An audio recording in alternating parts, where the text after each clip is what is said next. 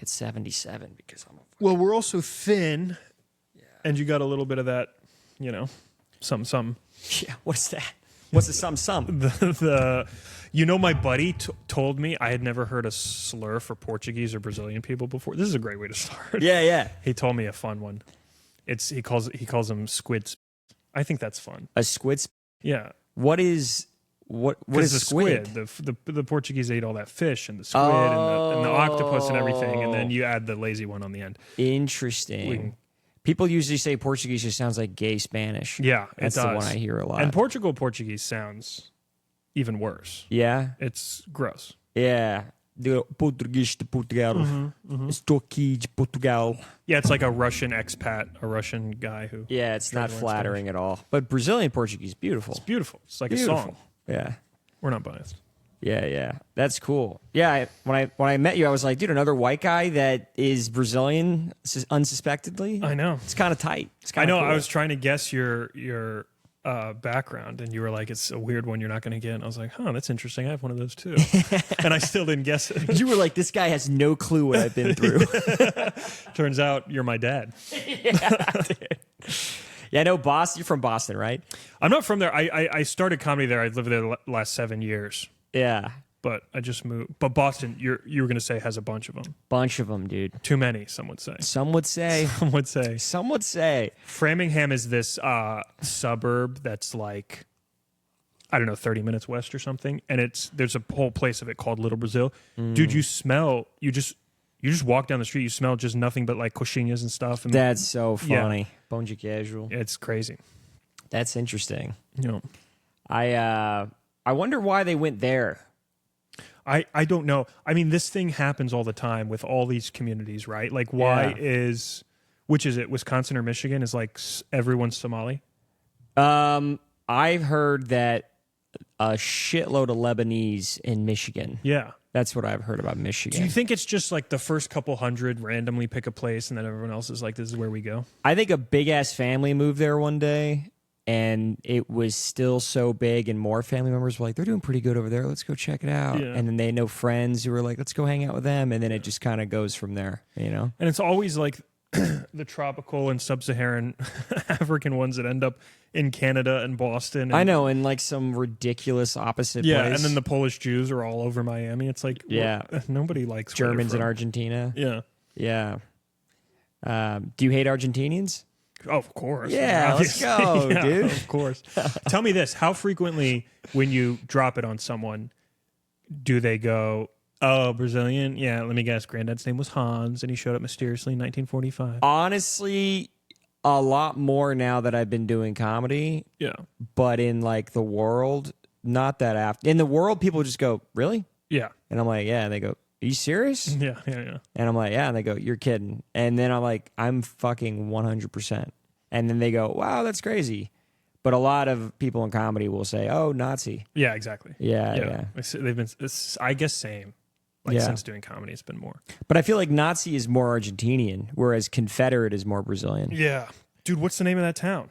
Fuck. I it's forgot. Like south. It's like southwest of São Paulo, right? It's I believe so. It's interesting, dude. I was watching videos of like their festival that they do every year. It's like crazy.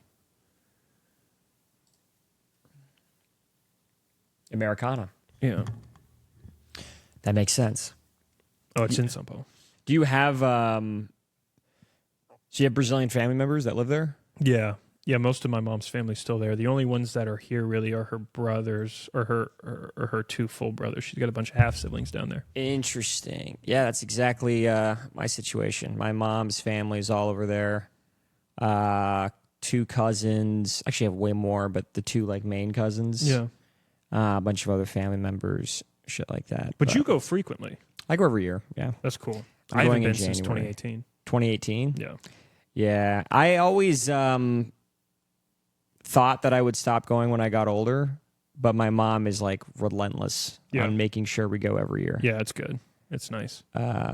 It's nice, you go there and you're like, all right. I always kind of am like, do I have to? And then I go and I'm like, all right, that was fun. Yeah, it's fun. What do you spend, like a month? Do you like make it worth it? Oh, we do 2 weeks usually. Nice. A month is always like, okay, it's just becoming daily life in a different country, which gets boring. Right. But I have been there. The longest I think was 2 months. I got really bored after a while. Yeah. It's just sort of like I miss my own milk. I miss my language.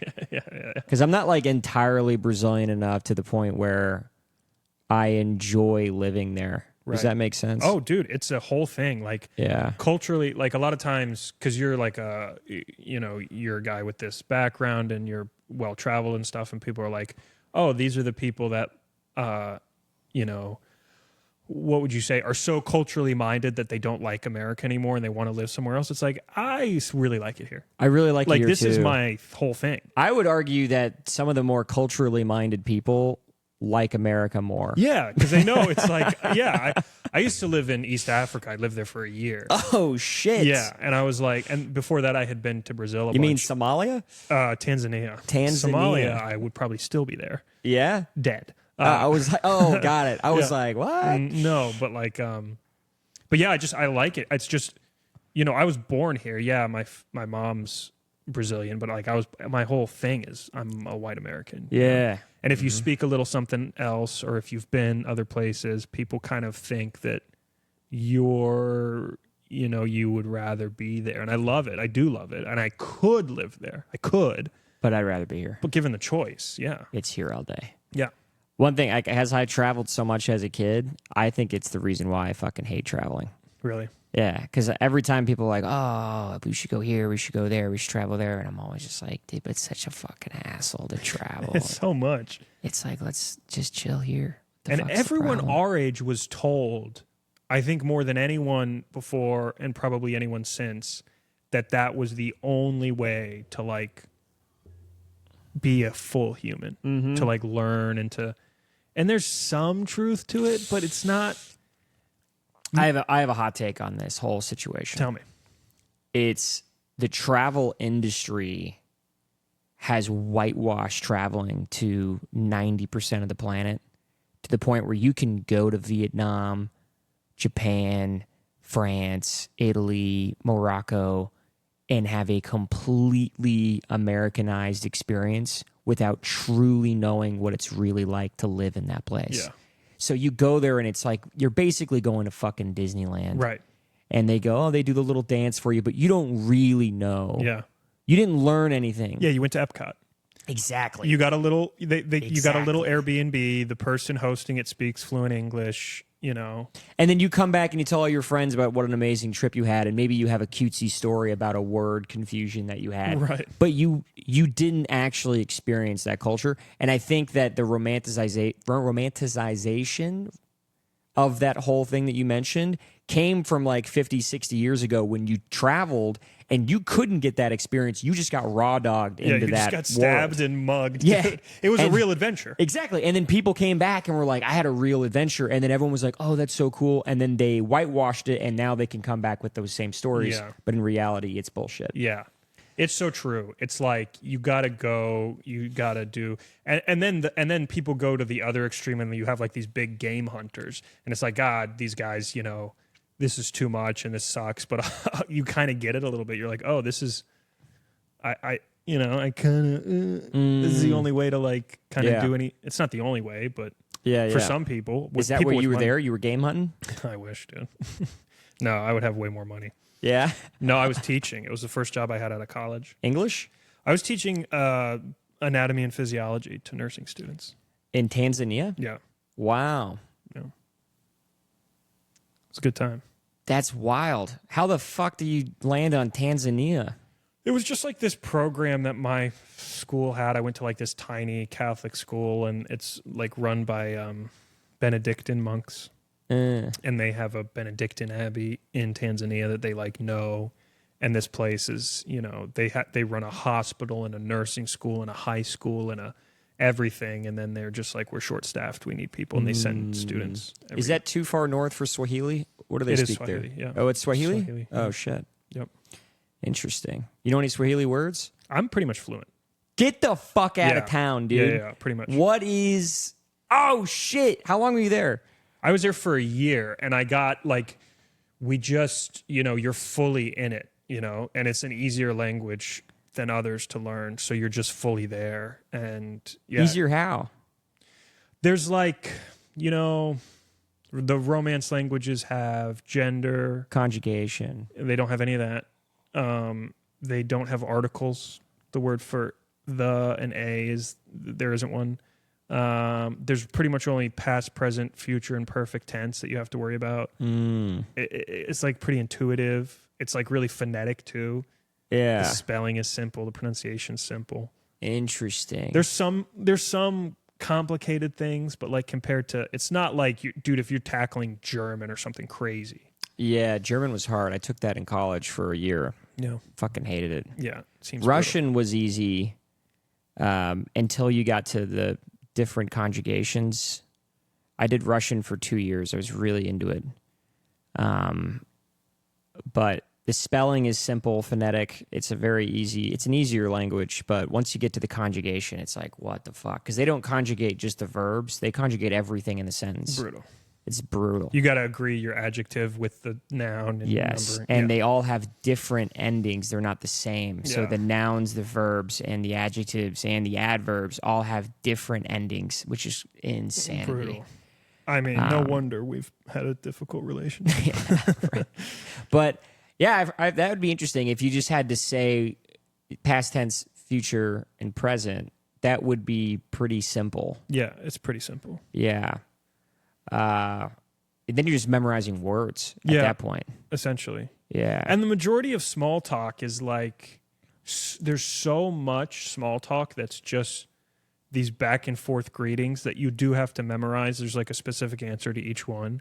But once you get that rhythm down, it's like with any other language. Oh, it's like a manners thing? It's a huge manners thing. Yeah, it's like it's very important to know like the way you're supposed to greet a person over a certain age versus a younger age. Oh, interesting. And if you nail that within the first couple weeks, then everyone's so like, oh my gosh, you know everything. And then they're willing to just spill the beans. Yeah. And then you're like, well, hold on. Yeah. Yeah, that's interesting. Well, how do you do it with an older person? You say shikamu. Which means? It literally means it's an old word that they borrowed from Arabic that means I place myself below your feet. And then they respond marahaba, which means I lift you back up again. Oh my God. And so it's like this really like complicated thing you do. I called my dad dude the other day. And he called you scumbag back. Yeah, so he's we're like, the same. you piece of shit. That's so fucking funny. Yeah. Do you okay, what do you call the kids? Watoto, like what the name for the word for kids? Yeah, well, like when you're introducing yourself to a younger person. You could say Jambo, which means hello, or you could say Mambo, which means what's up, or you could say VP. There's like a bunch of different options. You could say like good morning. And then like same age? Is there a different way? Same age, you would say what's up. You would say like how are you? Okay. Yeah. Okay. But like if they're old or significantly older than you, you have to do a separate type of, Dang. And they never feel annoyed by that the way that people here do? Some people do. Really? Some people do now. It's getting like big now. More people were like they're kind of coming into our way of thinking. Yeah. I said it once to like a woman who was probably in her late 40s, early 50s, and she was like, no. That's cool. Yeah. That's interesting. It's also like the word is from like, Arab slave traders essentially. Like the whole so point. They hate it. Yeah, the whole point of the interaction was you got to put yourself at the feet of your master. Ooh. So some people are getting a little bit like, this is not cool. Yeah, they're having a little awakening over there. Yeah. Getting woke. They're getting woke, dude. Yeah. The Africans are getting woke. Africans are getting woke. It's interesting, and this might sound bad, but it's interesting how other cultures are kind of maybe 2 or 3 generations behind Americans at times. Yeah. You know what I mean? Oh, I feel the same way with Brazilians. Where like I'll go there and I'm like, this is some shit that people were doing in America like 20 years ago. Yeah. You're like my gay buddy, and they're like, hey. Yeah. They're like, what the fuck? You're gay, buddy. And then only now they're kind of like, being gay is okay. Yeah. And it's like, yeah, what is it, 2005? What the fuck are you talking about? Yeah. But and it's the humor in Brazil is a big one that I will never understand. Yeah. You ever seen like the Brazilian TV shows where they talk about chifrudo? No. What is this? So, oh, dude, this is a running joke in my family because we think it's so funny. So, you know, the Texas Longhorn is like the horns, horns up. Well, in like Brazilian culture, a big thing is making fun of a chifrudo man, which basically means a cuckold. So they put horns on him. And they're like, oh, he's a cuckold, aha. And on a lot of the old TV shows, they'll have guys with the horns on them, and everyone's making fun of them, like, someone's fucking your wife. And that's just like a running joke that they'll do all over. And we brought merch from Texas to Brazil, and none of them wanted to wear it. Oh, they're like, no one's fucking my wife. They're like, what the fuck, dude? You don't fuck my wife? It's like, no, dude, you're 20, you don't have a wife. But that is great, dude, to bring a Longhorn to dude, there's a Brazilian out there that thinks that seeing an image of Longhorn on Texas is like they're into some wild shit. They're like, what are these fucking guys doing? But also in the same breath, the fact that it is a running joke to them. Yeah. You know, sexuality is this much more, my wife got fucked. You know, what are you going to do? Yeah. Well, I mean, that guy is shamed and he's upset. Yeah. And they're making fun of him in like a mean way. Mm-hmm. But it's still a running joke. And then there's always like the over-the-top gay guy in every Brazilian soap opera. Yeah. To the point where it's like, is this inappropriate? You know what I mean? But only now has that been changing. Like now they're actually kind of bringing that down a little bit. But I don't know. It's interesting. Yeah. I knew it because we grew up watching the soap operas in Brazil. And I remember always noticing it and being like, this is so fucking weird. Yeah, it's over the top. Yeah, what they're doing. My grandma used to watch them, but she died when I was really young. And so then after that, all of my Brazilian media was kid stuff. But because my mom was here at the time, it got cut off real abruptly in the 90s.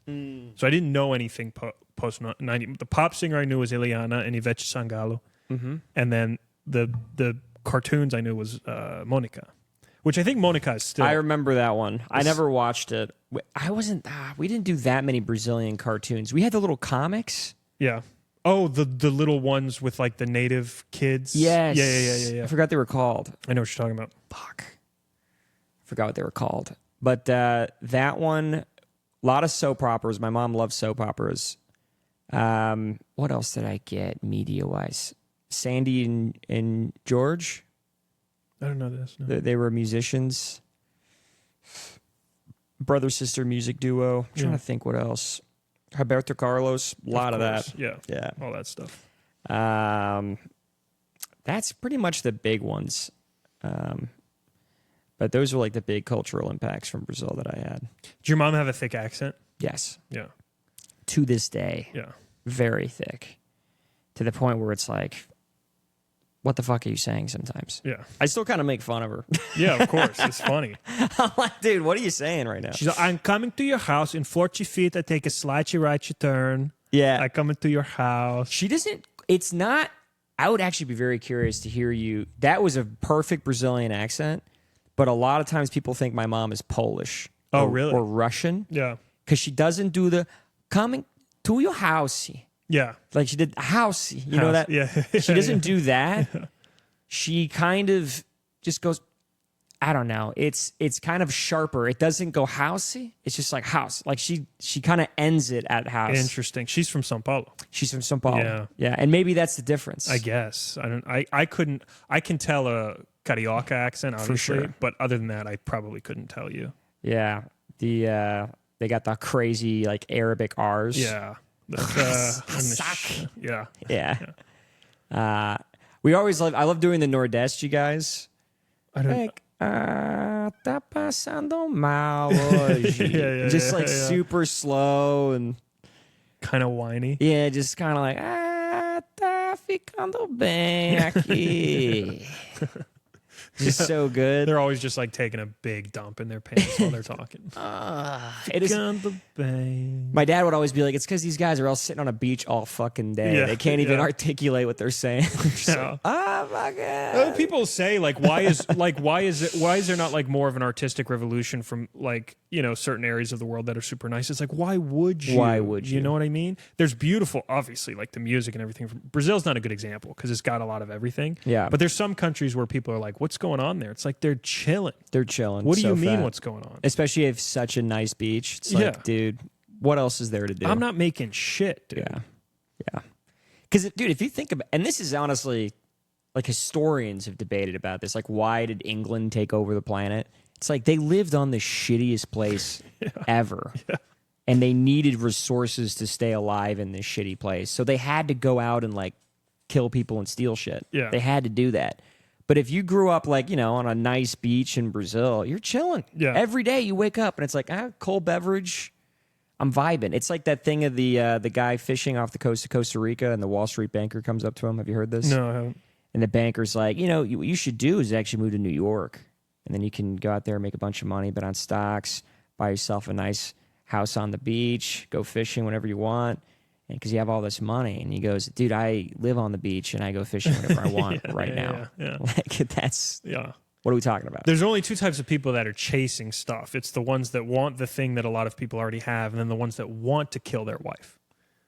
Yeah. And a lot of people want to, you know what I mean? You want to like want to kill their wife. You want to push people out the window and do Adderall. Mm-hmm. I get that sometimes too. Yeah. Not the wife part, but like, I was like, so you're married? Yeah, it's going well. It's going fine. So how's the wife and kids? That's funny. I was a part of that life for a bit, and I was like, I don't want to do that anymore. That's not fun. Yeah, too much, or the people sucked, or a mixture of both. It's just like it was right when I turned 30. I got to a point where I was like, dude, so this is my life. I wake up every day and I just work, and then you go out and you drink, and then that's it. There's no other substance, and everybody around me is always talking about, I made this much money, or I made this much money. And it's just like this is not what it should be. Yeah, it should be something else. Yeah. I'm fascinated by this though, because like I guess I grew up with like, just poor would be an exaggeration, but close. So like I always thought that the things you need to have in you to even get to that point, to be successful, are the things that necessarily make you like it.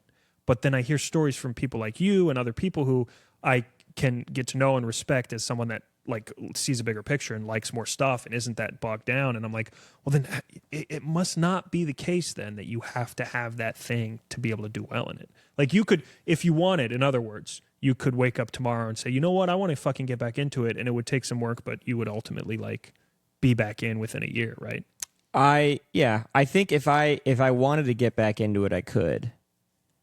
But I just don't want to do that anymore. I think it comes down to appetite. Yeah. Some people just have a massive appetite for what they want, and I think I'm satiated. Does that make sense? Yeah. Definitely. So a lot of people will get a big fancy job and they're like, I need more. And then they, like, especially in mortgage, I see this all the time. They finance cars, they're in loans and more debt. And when you do that, you have to make more money. So then they try to find newer and more insane ways to make more money because of the debt. So a lot of these people that are making a shitload of money, they're just like knee deep in debt. Right. And they have to make more money to supplement the amount of fucking debt they have. And I don't want to get into that vicious cycle. Yeah. I'd rather just be chilling. Yeah. So I don't want to have to worry about the debts that I have every day. That does not sound fun to me. But some guys love that shit. Like some guys are like, yeah, you strive. It's like, and there's a joke about it too, where people are like, oh, you should make your mortgage payment as high as possible so it motivates you to make more and grind more. That's literally what's going on. Yeah. And I'm just not that guy. I enjoyed it for the fun of it. I enjoyed it to me because it was kind of like a game. Right. It was like, ooh, how well can I do?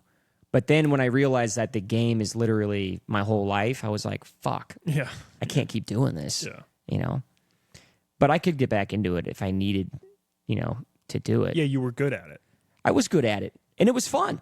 I think anybody, and I think comedy is a lot like sales in a lot of ways.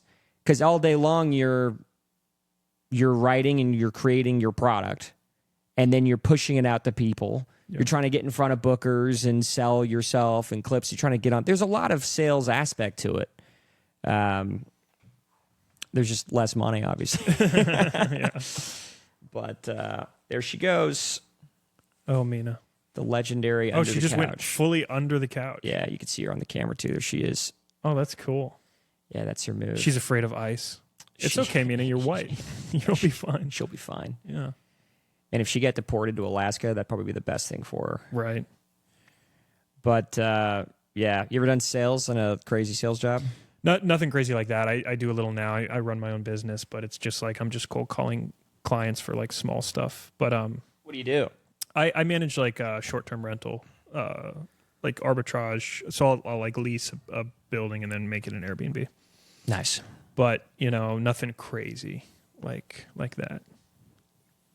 Nothing where it's like I'm working for anyone but myself. Right. Yeah. Right. And that's kind of how I started. It's like, here's 500 names, call them all today. Yeah. And you're just like, psh, psh, just boiler room just situation. SDR stuff. Yeah. And then, and it's fun, but I mean, you have to be in your 20s, I think, to do something like that. Did you go to school for business administration? No. It's political science. Oh, attaboy. Yeah. Where'd you go? Texas State. Cool. Yeah. I was actually 2 years in Russia, Russian Euro relations and study. And then I stopped doing that. And then I just went to political science because it just seemed like more practical. That's cool. And it was fun. But when I got out of college, I was like, there's no fucking way I'm going into politics. There's no chance. Seems like, well, because eventually you get shot, apparently. That's how the end game is nowadays. Yeah. Dude, nowadays it just seems like, you make an opinion and people are like, well, it's easier to just try to kill you or to try to just shut you up in some other way than sitting down and just having the conversation. Yeah. It's like that. It's so true, dude. It's so true. I think that there's like been it's so funny. People are listening to this like this. People are listening to this. These guys, this is what's going to turn it all around. Yeah, we know. That's why we're. But it's like you've seen, entertainers become more sincere, and sincere people try to become more entertaining, like in politics. And all of a sudden, you see like people start to want everything from politicians. They want them to be cool. I remember when Ruth Ginsburg died, I was scrolling my timeline and I was seeing all these tributes from people to her, mostly young women, and they were saying things like how inspiring she was and she broke a glass ceiling, whatever. And whatever, I thought of Ruth, I didn't know that much about her, but I was like, that actually makes sense. That's profound. She was like a role model to you. And then every like 10th or 12th one would be something like, wish I could have sat down and had a drink with this queen. And then I was like, you think Ruth Bader Ginsburg would have been a fun hang? Nah, she would have sucked. You think she would have been like, she's drinking a little glass of Manischewitz while you're trying to like put down, like everyone wants everyone to be like super on top of clever, super cool. And it's like, these people aren't cool. It's not in the job description to be cool. You're a dork. You're a dork. That's your job. That's your job. That's what you're supposed to be. The juxtaposition is that they are in the most influential position. Right. They make the decisions. So it's impossible to not have a camera on you. Yeah. And therefore people want you to also be charming. Charming and cool and like, yeah. And it's terrible because I agree that people should be. But I will say this. If you're charming and you're smart, you're going to do well. You're going to do well. And that's why Trump got what he got. Right. Because regardless of what you say about him, the dude's charming. Yeah. He's funny. He's funny and he's charming. Yeah. And it's like, okay, well, that's a win. That's what you get. Same thing with JFK. It's the reason why he beat Nixon in that election. He came out there good looking, charming. If you're all those things, then sometimes it doesn't matter what you think. Yeah. And you get killed. And you still get killed. By who knows who. By who knows. I can't believe they didn't find him. There was so many videos I was watching online of the guy on the roof today that shot Kirk. Yeah. And I was like, dude, how did they not catch that guy? I know. I was talking to a buddy about this last night. Yeah. And he was asking, and I was like, I don't know, man. But someone was saying that there were only 6 cops assigned to the whole fucking thing, so in addition to his private security detail, which may have been, 10? I don't know. Who knows how many number of people there, too? It's crazy. So, like, if you think, 6 cops for those 3,000-ish people, I guess. If I just go that way, if I'm just I'm going to go any way except that way, then maybe you could just get out. It must have been easy to sneak a gun in there, too. That many people. Yeah. There's no way for them to control. I'm surprised and then they did it in this, it basically was a Coliseum, he had the vantage points of this area was insane. Anyone could see him from probably a mile out. Yeah. It was just so sloppy. Yeah. It was pretty brutal. Yeah, the video online was like, oh, God. After watching that, I was like, that's not fun. This is bad for us to be seeing this. It's bad. I've got family members that are in that world where they law enforcement or whatever. They're kind of that kind of thing. Their job is to see those types of things. But the vast majority of people are not supposed to. I remember the first one I saw from the Ukraine war before. I mean, when we were in middle school, you could see some crazy cartel shit. I saw some crazy shit, yeah. Yeah, but it wasn't that widespread. Now you just open Twitter, it's the first thing you see. I saw this knife fight between a Ukrainian and Russian soldier. Yeah. And I was like, I'm watching it, and I'm like an idiot. I'm not expecting it to end with what it inevitably ended with, which is one of them horrifically dies slowly. Yeah. I'm like, oh, this is not a good way to grow up. It's not good. I think... I'm all for free speech and all, but there are some things where I'm like, does that really need to be shown? Yeah. Yeah. You guys keep that one. That's for you. But Twitter it's the Wild West. It's the Wild West out there. The shit you see is like, what the fuck? It's the adventure that you can have now since you can't have one in a foreign country. Yeah. Now you can just have one digitally. That's right. That's what it is. You can see the shit that used to happen to you if you sailed to Brazil in 1910. That's a really good point. This is the sad reality of the modern world, is that the people that are becoming the most culturally aware are the people that are probably in the deepest fucking hellholes. Never leaving. Yeah. And they see the wildest shit. They hear the wildest shit from the farthest corners of the deepest trench of someone's mind. Yeah.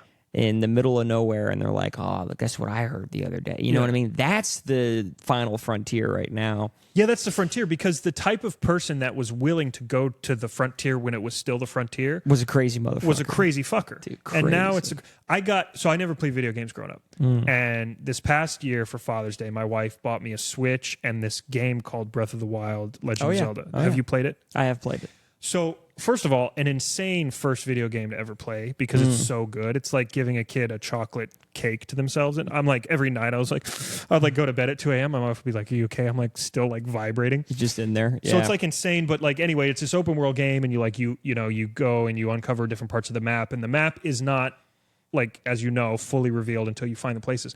And I realized, I played through the whole thing, dude. It was just even a couple weeks ago that I opened the last part of the map, and the feeling I got when I opened the last part of the map was just like a pit in my stomach. I was so it was just such a letdown, and I didn't play it since then. But I'm like, there is no way that this is not how a lot of people feel without knowing it about the world now. And that thing that makes you want to find the other shit is not going to leave. That's an evolutionary thing. It's not going to leave. So now you got to find it by watching the 19-year-old get his throat cut in Kiev by Dmitri. That is very true. How disappointing must it have been for the guy to discover the last island or the last part of the world, or right. And he's like, oh, this is already all known. Yeah, when we were kids, if someone had been we don't know what's in this part of the South Pacific, Yeah. we'd be like, fuck yeah. Even if we're not going to be the guy to go, we'd be like, that's pretty sick, dude. Yeah. Pretty sick. Yeah. But now you go on Google Maps. And you know it right away. Yeah, you see there's like a pizza place on this fucking island. Speaking of video games, I play this one game with my friends called Civilization. Mm-hmm. And the game is basically everyone starts on the corner of the planet, and then you develop a civilization over the course of like hours of playing.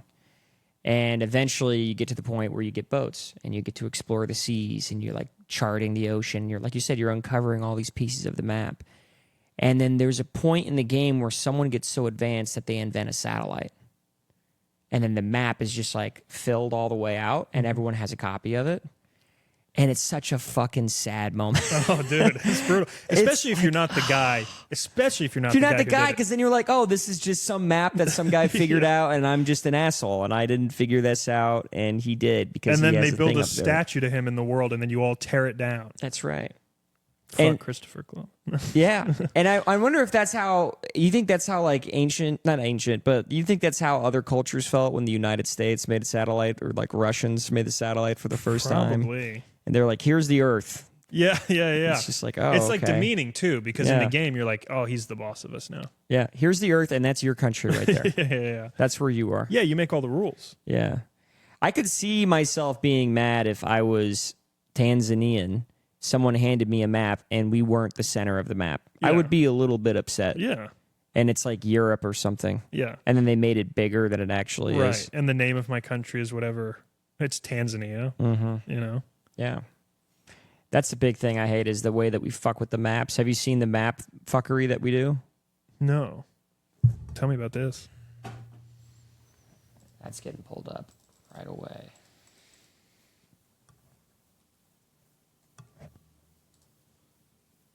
So this is the actual. Oh, I know this is wrong. This is the actual map of the world. Interesting. Antarctica looks a little wrong. Okay. Oh, wait, this one might be right. No, this one's wrong. So green. You can always tell by Greenland. Because of how massive it is. Greenland is not that big. Greenland is like the size of Texas. Interesting. But in all of our maps, we make it look fucking huge. And people, I've heard people say that that's because of the distortion of a globe shape. But if that were the case, then why? Because the tip of Africa goes so far south. Why would it not be huge? Why would the tip of Africa not just be the infected end of a penis? True, but the reason is because we distort the top of the map, not the bottom of the map.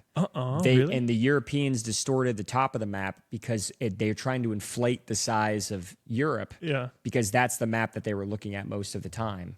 So Yeah. they needed that area to be bigger. Interesting. And then the south of the map, they were like, we don't need that. Yeah, to be who that gives a big. shit? Yeah. But in reality, like Africa should be that fucking big. Like Africa's fucking massive. That's crazy.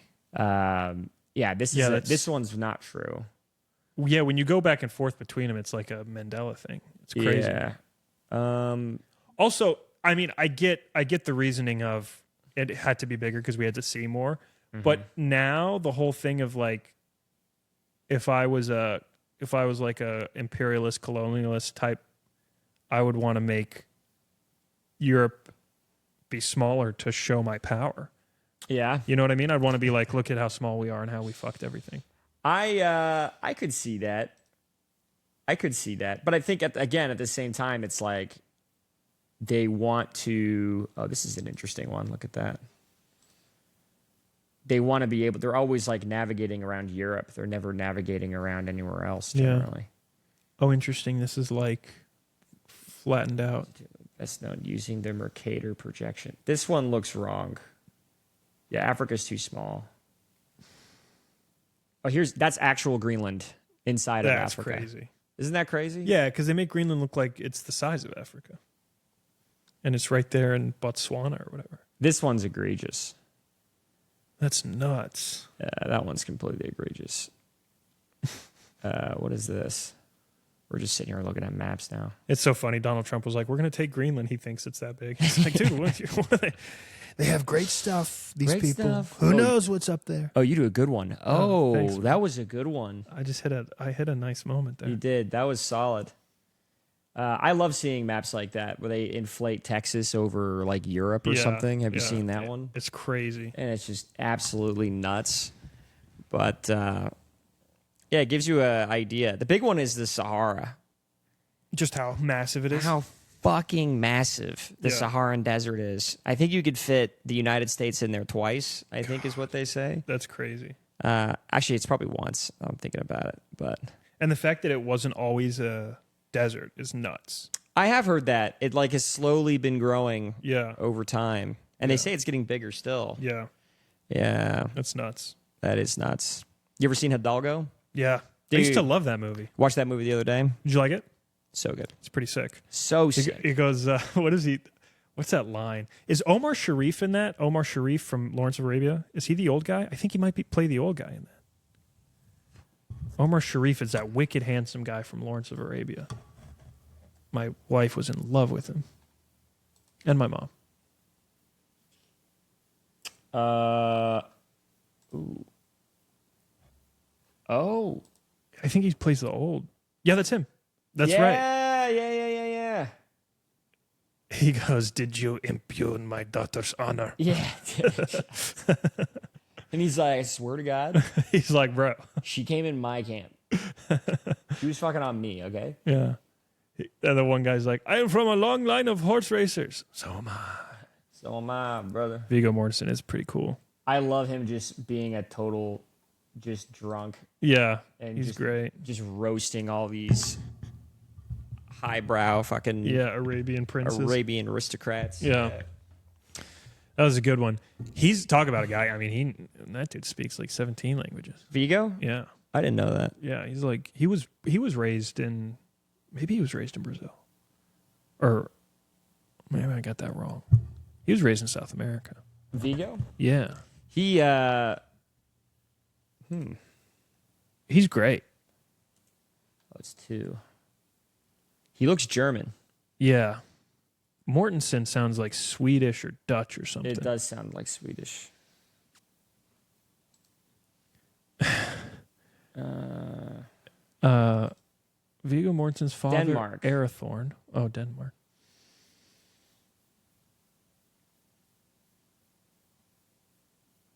I mean, if he's from Denmark, he probably does speak a fuckload of languages. Yeah.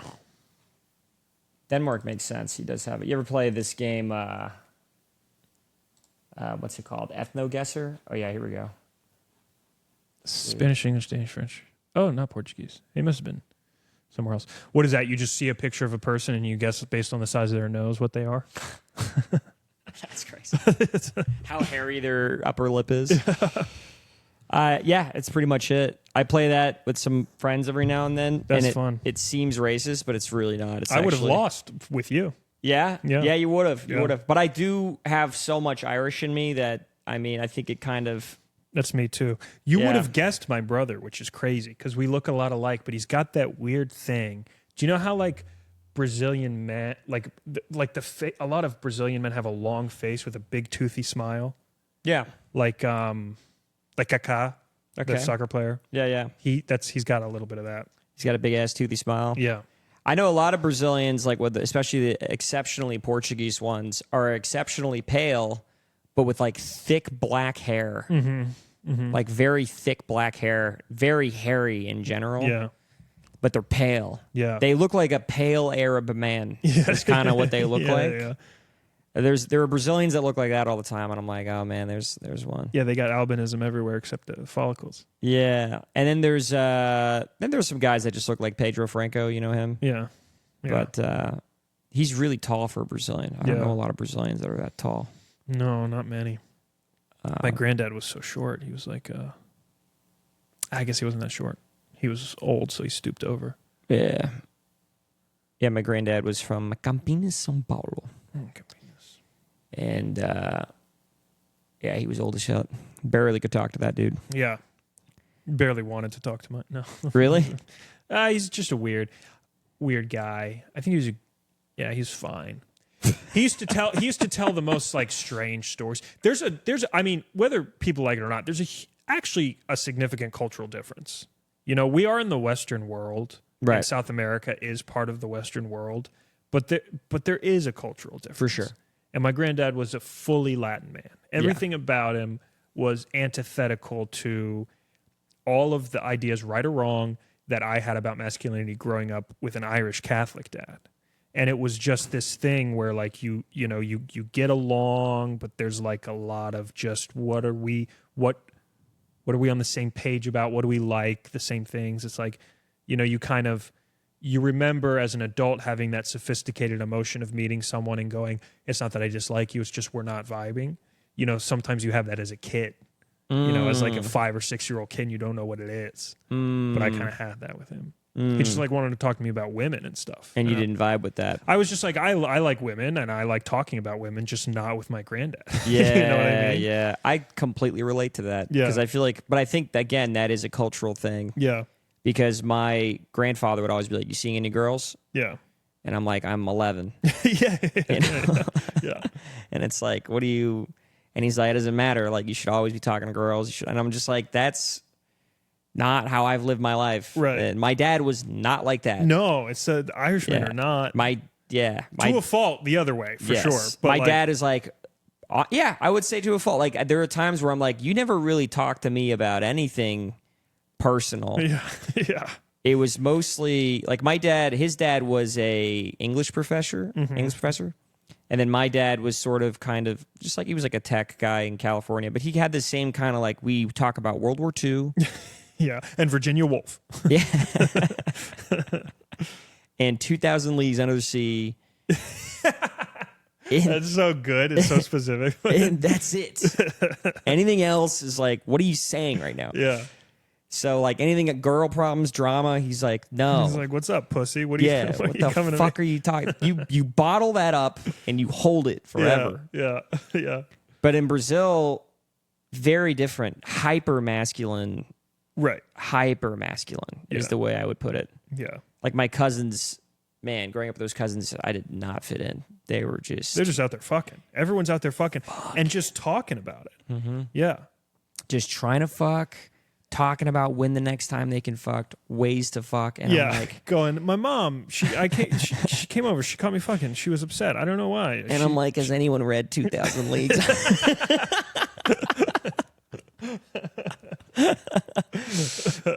It's so crazy. Yeah, it's a different thing. It's a different world. He used to tell me the story about his first job, and he was old. He was born in like 1910. But his first job was playing his violin in the lobby of the brothel that his mom worked at as a maid in São Paulo. As a maid, he said. Yeah. No, I'm sure she was a maid. But he played his violin for these dudes. The dudes came in on their lunch break to the brothel. He was in the lobby, little 12-year-old twink playing the violin. Lunch break to the brothel. I know, dude. That's who we're talking about. And he would lean over to me and he would say, the pay was not so good, but the benefits... like Jesus Christ. He's insinuating that at 12 he was reaping the benefits. Reaping benefits. Yeah. I'm sure he was. Yeah, I don't doubt it. I'm sure he was. Yeah. But, I mean, that's what they do back there. They just do that. It's interesting you mentioned, like, because they are a Western society, but there are differences where you're like, damn, that's pretty different. Yeah. That is a different thing that you're doing. Very. Like, I remember I don't know if this is crazy. It's crazy. My cousins used to like show porn to each other. Yeah.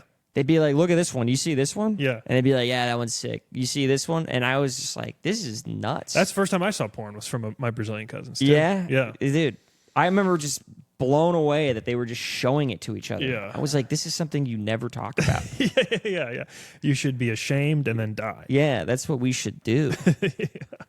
But they didn't care about that. They just love to show it. Very open. But we are whether we like it or not, like a country with very Calvinist roots. Yeah. It's not necessarily the Irish, although that's part of it. It's like this, like it's Calvinist Puritan. It's a branch away from the Catholicism. Yeah. Where it's like, yeah, we have a little bit more of that Quaker oats in us. Yeah. Whereas they were just, I don't know what it is. I feel like the Catholics should be stricter about the sex. And they're not. Yeah. You know? Not culturally, certainly. The Italians, are you kidding me? Like, that's the center of, like, the Catholic Church. It's in Italy. And they're fucking. Yeah, everyone. But maybe it's because the Catholic Church their message was more like, have sex, have kids, don't protect. You know, that was sort of the message. Right. Whereas the Christian message was more like, wait till you're married, wait till, like, sex is a sin before you're married. That was more of the message on, like, the branches outside of Catholicism. Yeah, it's true. That's why, like, you know, like, Hispanic women tend to get pregnant earlier. Right. You know, which I'm contributing to that. So, yeah. Yeah. You're married to a Hispanic woman, yeah. Which one? Her dad came from Venezuela and her mom from Cuba. They met here, though. Venezuelan Cuban. Yeah. Dang. Communist squared. Yeah, exactly. That's wild. Exactly. So you better believe her parents are among the most conservative. I was going to say. It's the funniest thing. I was going to say, if they're here in America, they are voting right every single time. It's so funny. Her mom will be like, I love my suegra.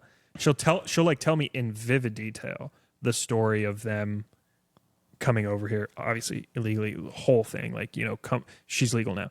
Coming across the Rio, making your way to Mexico first, getting a guy, the whole thing, making your way to Miami eventually. Right. An adventure. They went through the Rio Grande and then went to Miami from there? Yeah. From Cuba, go to Mexico. From Mexico, get a guy, helps you with all your papers.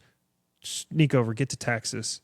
Then from Texas, go down to Cuba. Miami. Or to Little Cuba. And she'll tell me the story, and I was like, how tough it was. And eventually she got her citizenship, the whole thing, you know. And then she'll like turn around, she'll be like, these people, they need to stay where they are. It's too much. It's too much, these people. That's so funny. I love talking to Cubans because they are so conservative. Yeah. In so many ways. Yeah. And it's just interesting to see that difference. Because my mom is not at all. Really? My mom is a very huge liberal. Interesting. And my dad as well. And I'm kind of like, I don't fuck around. I don't want to say what I am or anything. But like, I like talking to conservatives because they're always like, I've seen shit when I was there. Like, you don't know how bad it gets. Yeah. It reminds me of like Ayn Rand, like someone that came from Russia. Right. And they're like, right. And they do love her. Oh, I bet they love Ayn Rand. Yeah.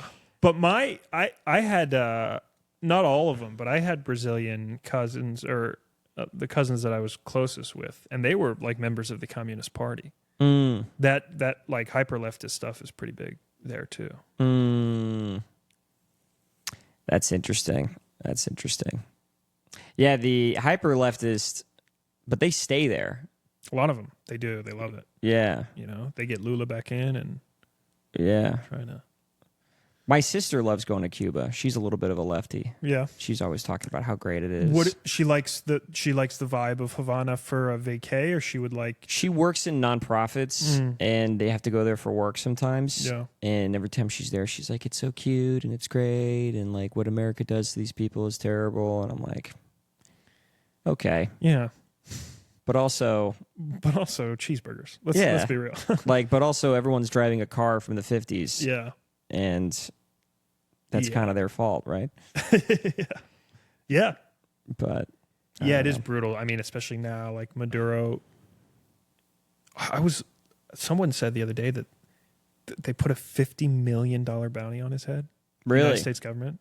$50 million bounty on information leading to the whatever of Nicolas Maduro. What are you going to do? Kill him? You can't arrest him. I mean, is he still in power? Yeah. But from where? Venezuela. They had the election a couple months ago, but it was all fake. It was all right. But so if the United States wants him dead that badly, who are they asking to get that bounty? I don't know. It's a good question. That's a good follow-up question I should have. Probably Venezuelans. Just like some hero. Yeah. And then how would that hero prove it? How would they? And make it out alive? Yeah, you got to bring his head. You got to check his head into American Airlines. How would you... You could like snipe at him with a GoPro on. Yeah. And then right when you take the shot, like film yourself. It was me. Hey guys, welcome back to my channel. Today I'm collecting the bounty of Nicolas Maduro. Oh. It's crazy. But people have like private armies now. I don't know how any of this works. Have you heard about this? There's like private armies. No. There's like mercenary groups that are characterized as, I'm talking out of my ass here. Someone's going to know way more about it. But there's a guy who like somehow legally has a private army. And he's an American. I think he's from California. And he like has somehow the ability to do real operations in foreign countries. I don't get it.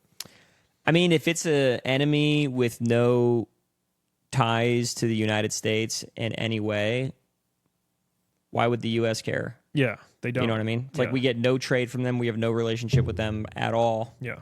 And you have an army of dudes who just want to fuck shit up. Yeah, go over there and fuck shit up. Yeah. But then if you get caught by them, so like what happens? If you get caught by them, you're probably fucked. You're probably fucked. But if right? you have an army and they don't have a means of dealing with it. Yeah. What happens to like a mercenary on one of those big shipping vessels if like the Somali pirates pull up next to it? I was talking about this with someone the other day. Yeah, if he shoots like 3 of them, what happens to him? Nothing? I don't think anything happens to him because they're contracted to protect that ship. And if they're being boarded, it's international maritime law. I think combating piracy with death is probably legal in international. It's got to be. So like the I'm Somali curious. government probably doesn't say anything or nothing more than they're already saying. This is probably a chat GPT question. Let's see. Yeah. Hey, ChatGPT, could I kill a Somali guy? Within maritime law. I love when it says good question. It makes me feel so good. I know. I'm like, yeah, That's how he keeps me coming back. I am fucking smart. Piracy is universally illegal under any nation's navy can board pirate ships, arrest, and put them on trial. Maritime law does not explicitly give citizens the right to kill.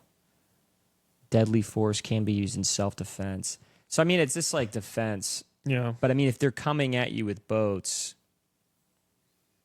yeah, I would say You probably have a that's lot of probably plausible defense. denial. Yeah. Yeah. Interesting. Yeah.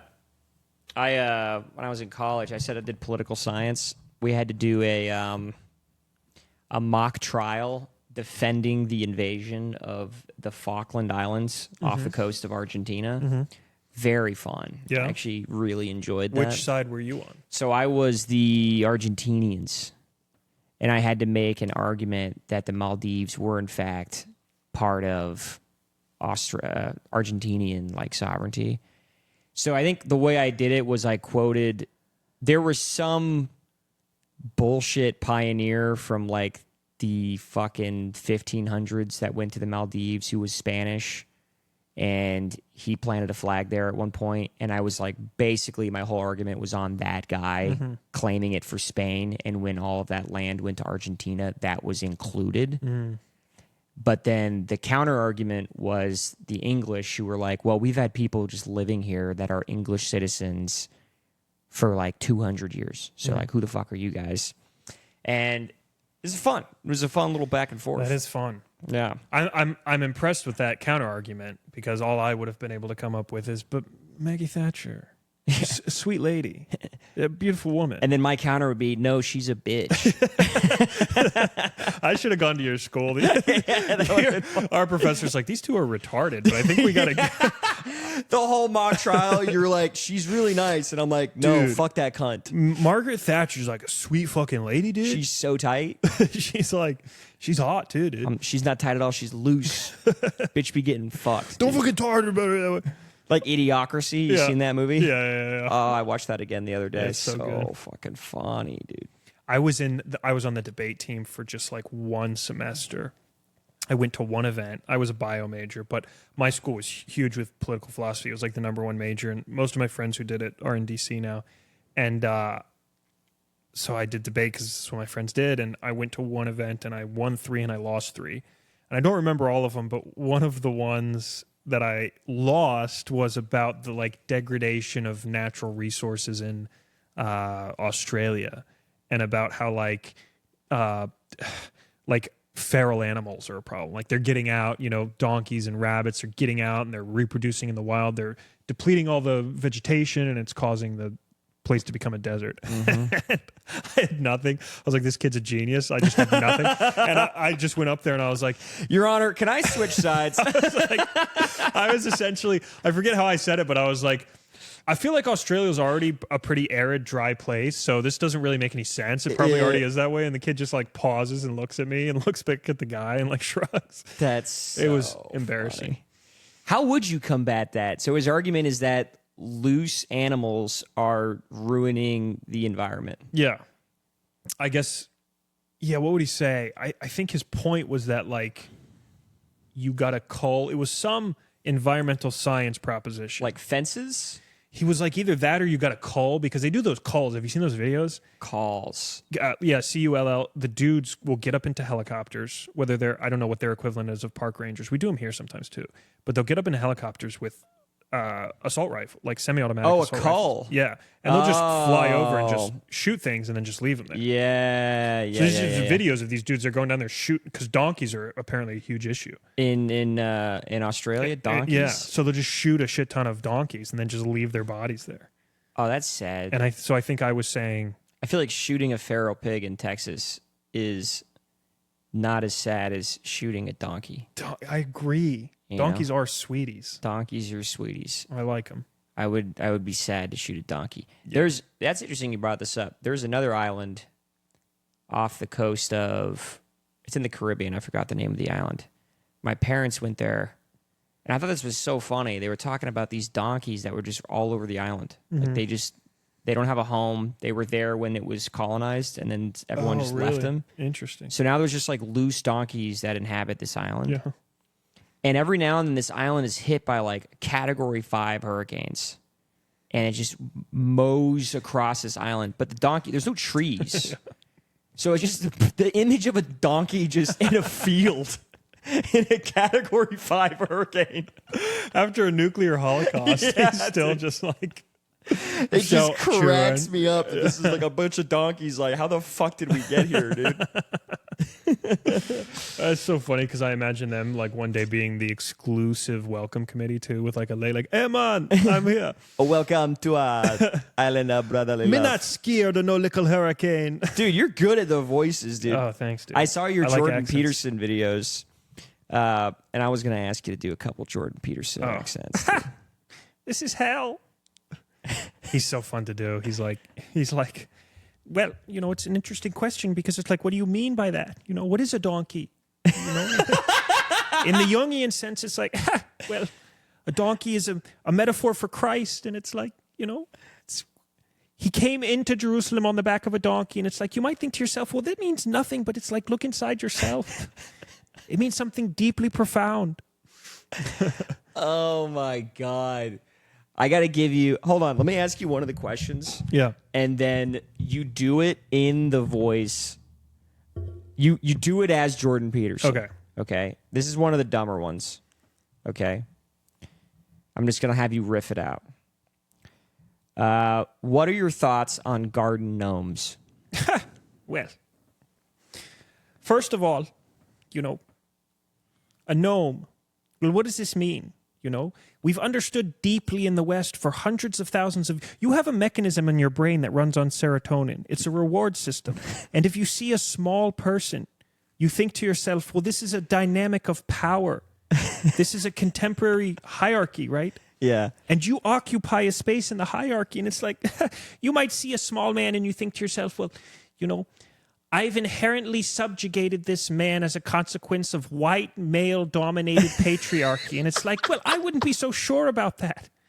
Sometimes a garden gnome is a garden gnome because he hasn't been able to stand up straight with his shoulders back. He's never saved his father from the belly of a whale. Of course, he's going to be small. He's a rat. Of course, he's never learned to occupy himself along the lines of the lobsters and make his bed in the morning. He's an absolutely reprehensible excuse for a human. Oh, it would make it so much better if you started crying at the end. Yeah. That would be so good. They have no one to stand up for. He's like, no, because I get emotional. Yeah. Oh, he did weep God. a lot there for a couple of He years. was huh? crying. Yeah. I loved him, dude. I'm not gonna lie. I love Jordan Peterson. Of course. I mean, talking Love about him. the type, the personality type that pushes you into like politically associated things, being frequently less charming, less charismatic, less creative. He was like the example of the guy that had like creativity and, you know what I mean? He was a dork like the rest of them, but he wasn't like the fact state dork. He was. Yeah, he was a dork, but he wouldn't approach. See, like the facts don't care about your feelings. Like Right. Charlie Kirk, Crowder, Ben Shapiro. These guys they looked like they were getting off Yeah. on shitting on you. Yeah, they like to hurt people. They looked like they were getting off on winning that argument. Yeah. And they probably were. Yeah. Whereas it felt like Jordan Peterson was like, no, I've been put in this situation and I'm really just trying to help you guys. Yeah. Like that's it it felt genuine every time, like I'm really trying to just help. Yeah. And it was so appealing that like he brought in, I mean, a lot of what he said was, I think, pretty profound. There were some things that were less so, but most of it was like very profound. And he brought in like these like this, he cares about like story and metaphor and mythology and all that stuff. And whether or not it's all completely accurate, it's super appealing to a lot of people. That's how a lot of people think. Like I'm Catholic, and I'm Catholic like in my head I am, whether I like it or not, you know? And essentially what that means is I like stories more than I like facts. You're going to convince me of something. It's easier to do it With a story. Yeah. I wouldn't call myself overtly Catholic. Like I went to a Catholic school, but I never really had a moment in my life where I was like, I believe this. Yeah. But there was a time in my life, and this is getting deep, there was a time in my life where I was like, if there is no God and nothing matters, then why am I doing anything? You know what I mean? Mm-hmm. And it was kind of a weird, like, well, then what do I do? Like, if nothing matters, then what's the point of anything? You know? But then he was the first guy to be like, look, you can be a modern person and not, you know, be all over God, but still understand the value in the stories that were told and in the lessons of these religions. You can feel the value in that, and that's important. And he's like, and he even said like the stories in there were basically evolution. It was evolving stories, just like evolution. It was thousands of brains compiling these stories over the course of years, and that means something, and that's valuable. And when he said it like that, he was the first person to word it like that. I was like, that was good. Yeah. That's something I can believe in. Yeah. It makes a lot of sense. Yeah, but Sam Harris, on the other side, he didn't really offer anything. I mean, his whole thing, it was, again, like a Ben Shapiro. It was just like, I'm going to win. I'm just going to win, and I'm going to show you that you're wrong. Yeah. But I'm not offering anything in return. Yeah. It's just like all of this is bullshit. Yeah. And it's like, well, then what do we have to offer? I have nothing. Right. Right. And you're going through this thing, and you're like, I think it's all hell and pain and suffering and pointless. And then there's a guy with that voice going, yes, you're actually right. Yeah. You're actually right. And he's like, okay, so I believe you, but so now that I believe you, now what? And he goes, nope, that's it. It's just sad. And you can tell he doesn't really think that's it, because no one becomes a genius, neuro accomplished author, whatever. Yeah. You know what I mean? It's like whether or not this is the problem with nihilism, is like whether or not you really believe it's true. And many people, I believe that they believe it's true. You're not living it out unless you're killing yourself, which I hope people don't do. You know, Mm-hmm. You're not really living it out, because there must be something. There has to be something. Even if it's just nothing else but a sense of humor. Yes. Even if it's just like, it's a hilarious predicament to find yourself in, to be meaningless and still be alive. So I'm going to wait it out and see what happens. Yeah. Yeah. I think, you got to find meaning in something. Yeah. Are you religious? Oh, I want to be, but sort of. I'm more religious than the average person, than the average comedian. But not more than the average person. I grew up. It's difficult to describe how Catholic my upbringing was without sounding like I'm exaggerating. it wasn't just the most important part of our life, it was the only part of our life. Really? And I was homeschooled. Oh shit. And I was sheltered, and there was nothing else going on. So You were homeschooled. Mm-hmm. No, that doesn't show. Well, thanks. I appreciate it. Yeah. You're like, you're relatively not autistic. Hey, you're normal.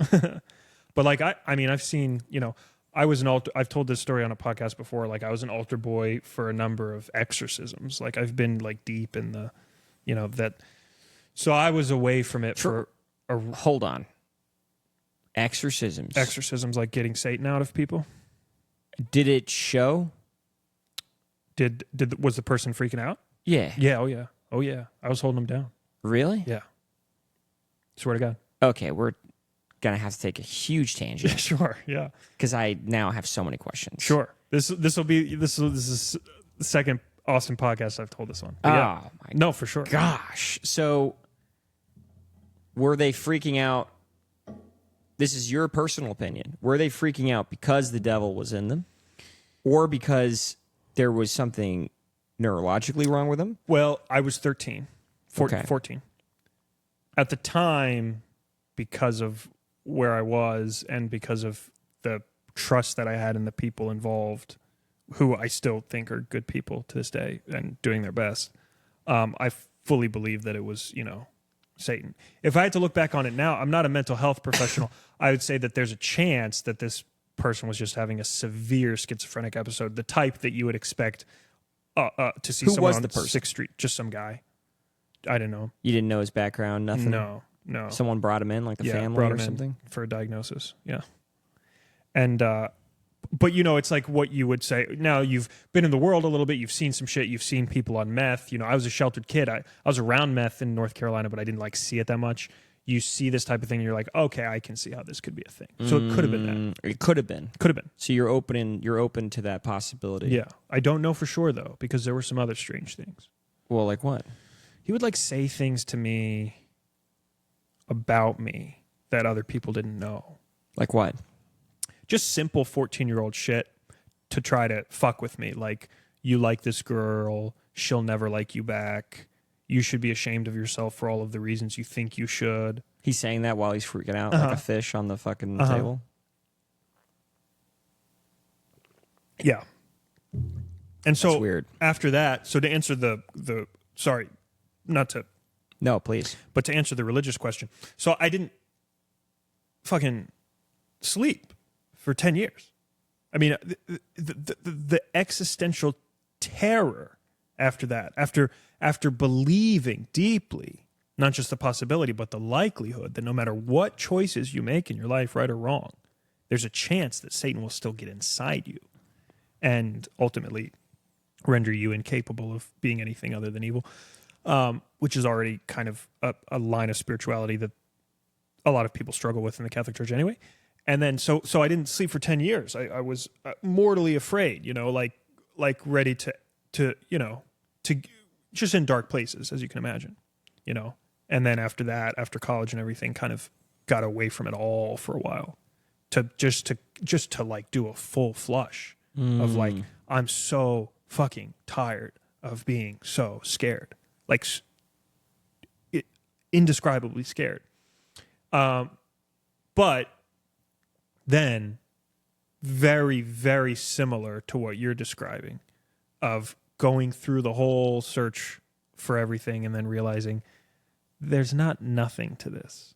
Right? There's nothing to this. And just because of these sets of situations, it doesn't necessarily mean that there's no wisdom to be gained and no benefit to. So, I'm reading, learning. So you kind of get back into it. Trying to get back into it, The learning is difficult, though, because, again, it's like... What's interesting to me is that you said that no matter what you do, you could always have him possess your body. But then at the same time, you steer farther away from religion. I feel like if I had that thought, I would have gotten closer to religion. Yeah, and that's what I tried to do for a long time. But it was just the source of the fear and paranoia was being driven from religion. Driven from that. Oh, so it's like a vicious circle. Yeah. the closer you get, the more fear you have of it. Right. And like, I'm like gross and I'm dirty and I'm like, I deserve, this, that, and the other. And like, it's just being amplified and maintained, Right. So eventually you start to like, but free will and the source of like evil is like a debate even without, demonic possessions and stuff. Everyone like has within specific religions. That's different kind of the way I see it. What you just said, like I feel like religion adds and not to demean religion, but it adds an unnecessary flair to things that are already the topic of discussion. Yeah. You know what I mean? Yeah. It's like, okay, so yeah, do I have free will or is everything predetermined? That's the base idea. Yeah. But then you add, is God driving my decisions or is my free will given to me by God? It's just adding an extra variable that I feel is unnecessary to a very basic human question. Yeah.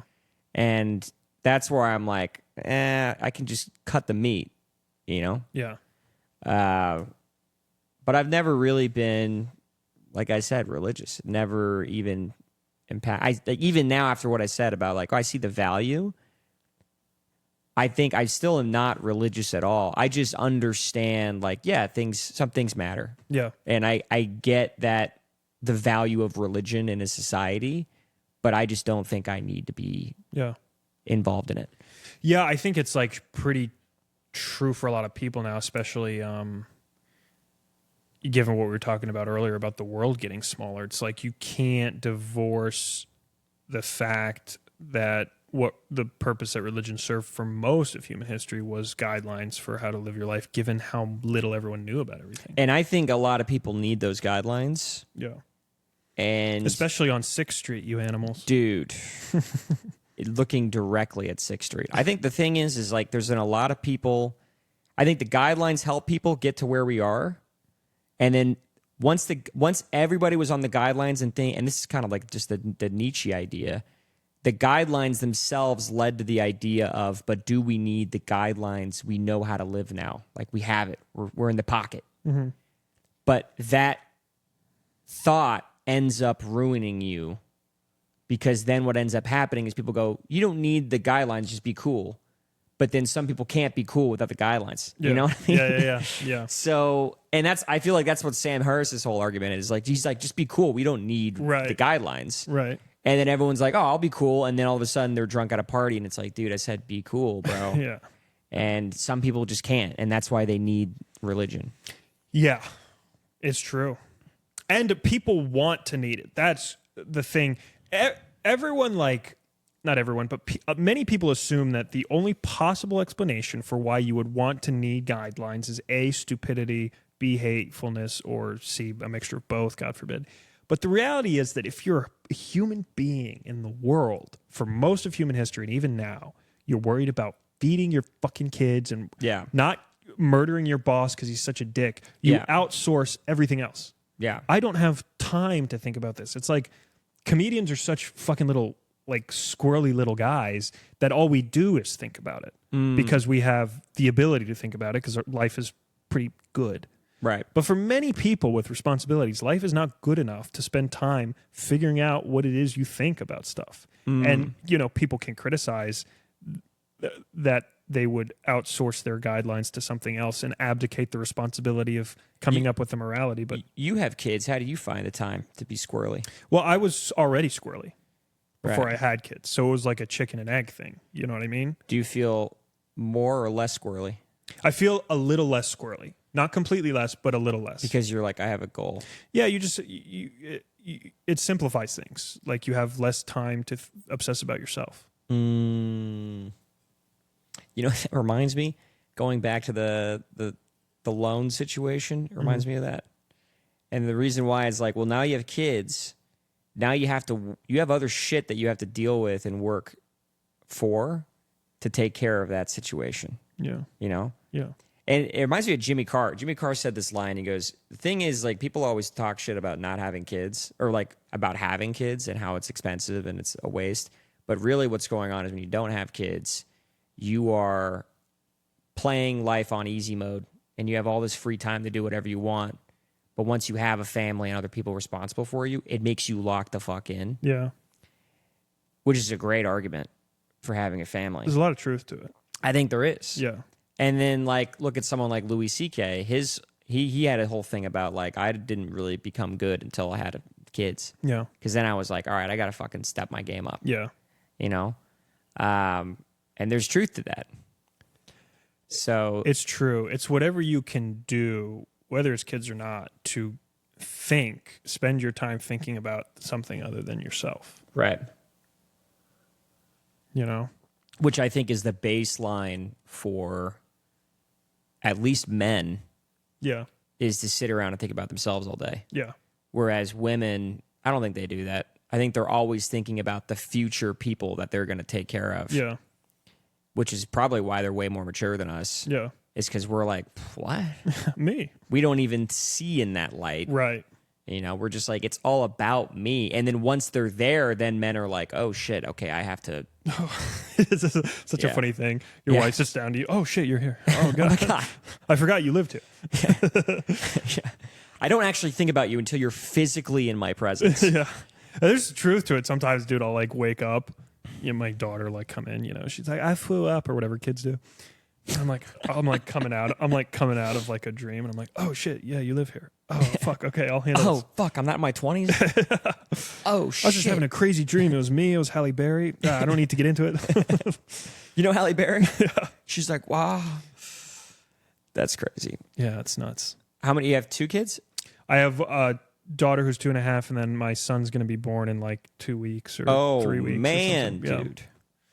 Holy shit. How long have you been doing comedy? It'll be 7 years on November 8th. Why'd you move to Austin?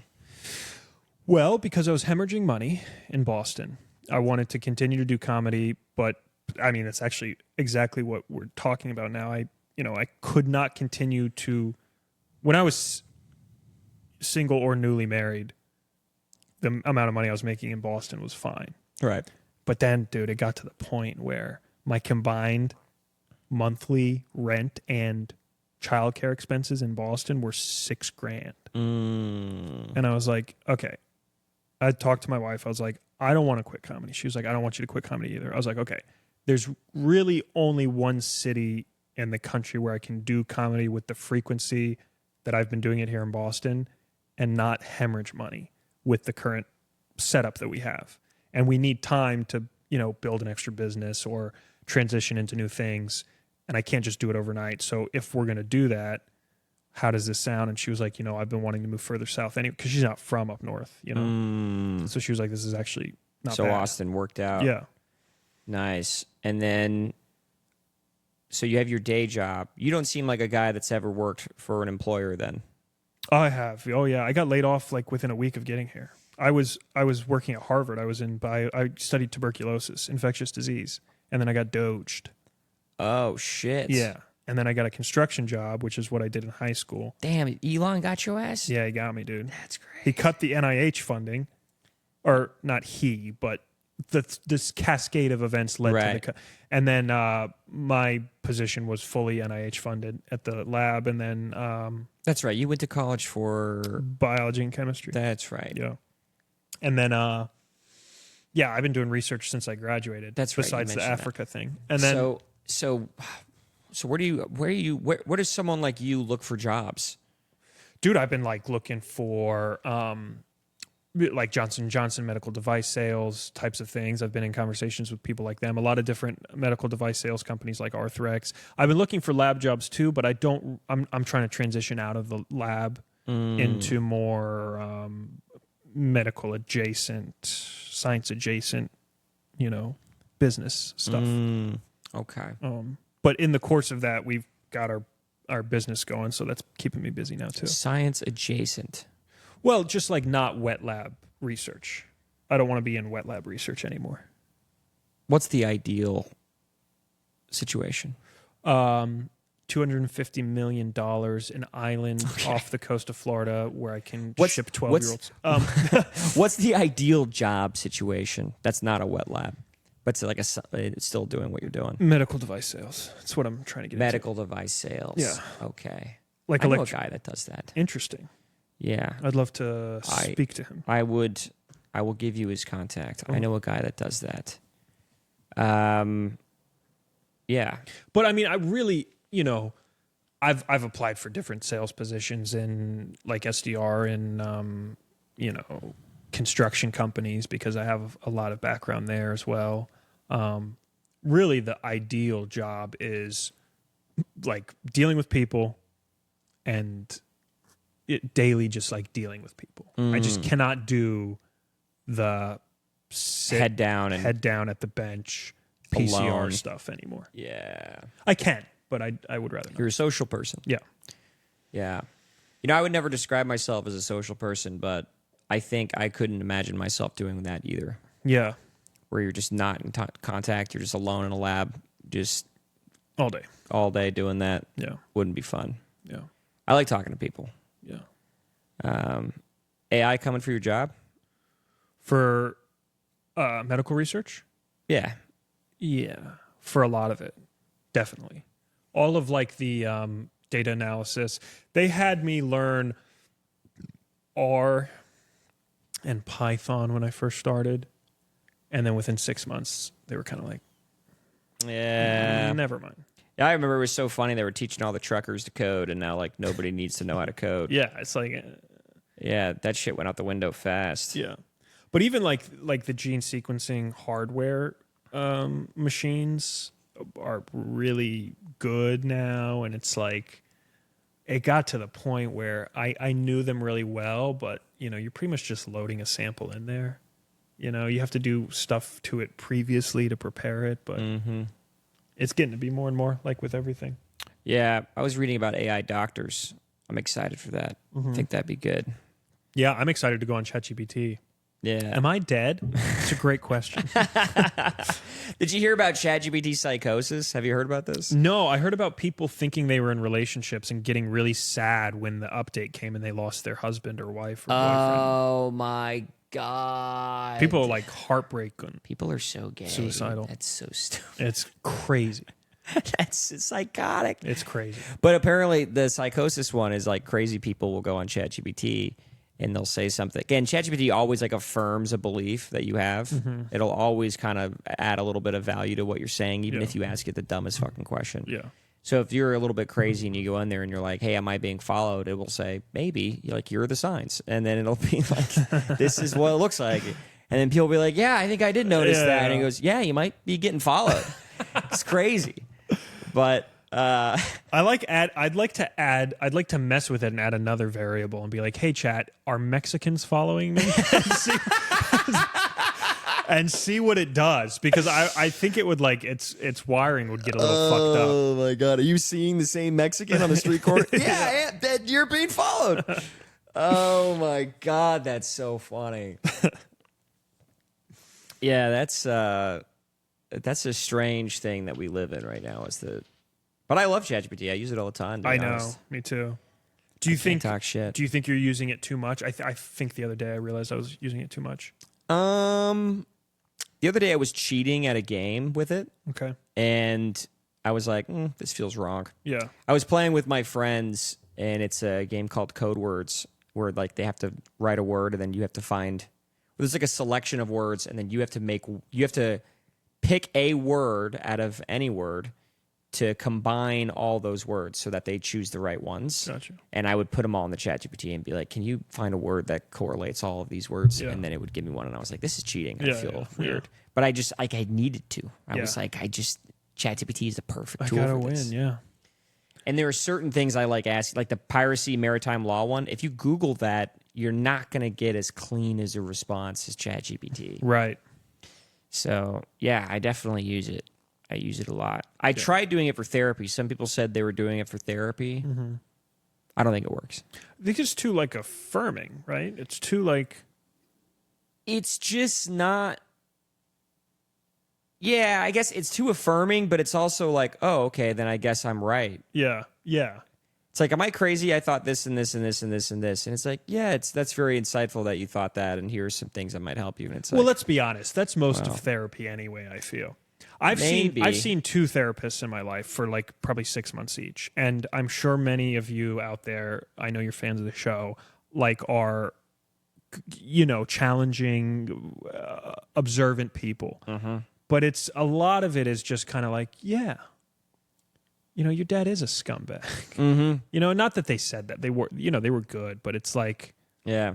I don't know, man. My sister talks about her therapy, and she says most of the time it's just them being like, your mom seems like she's trying to control you again. Yeah. And it's like, oh.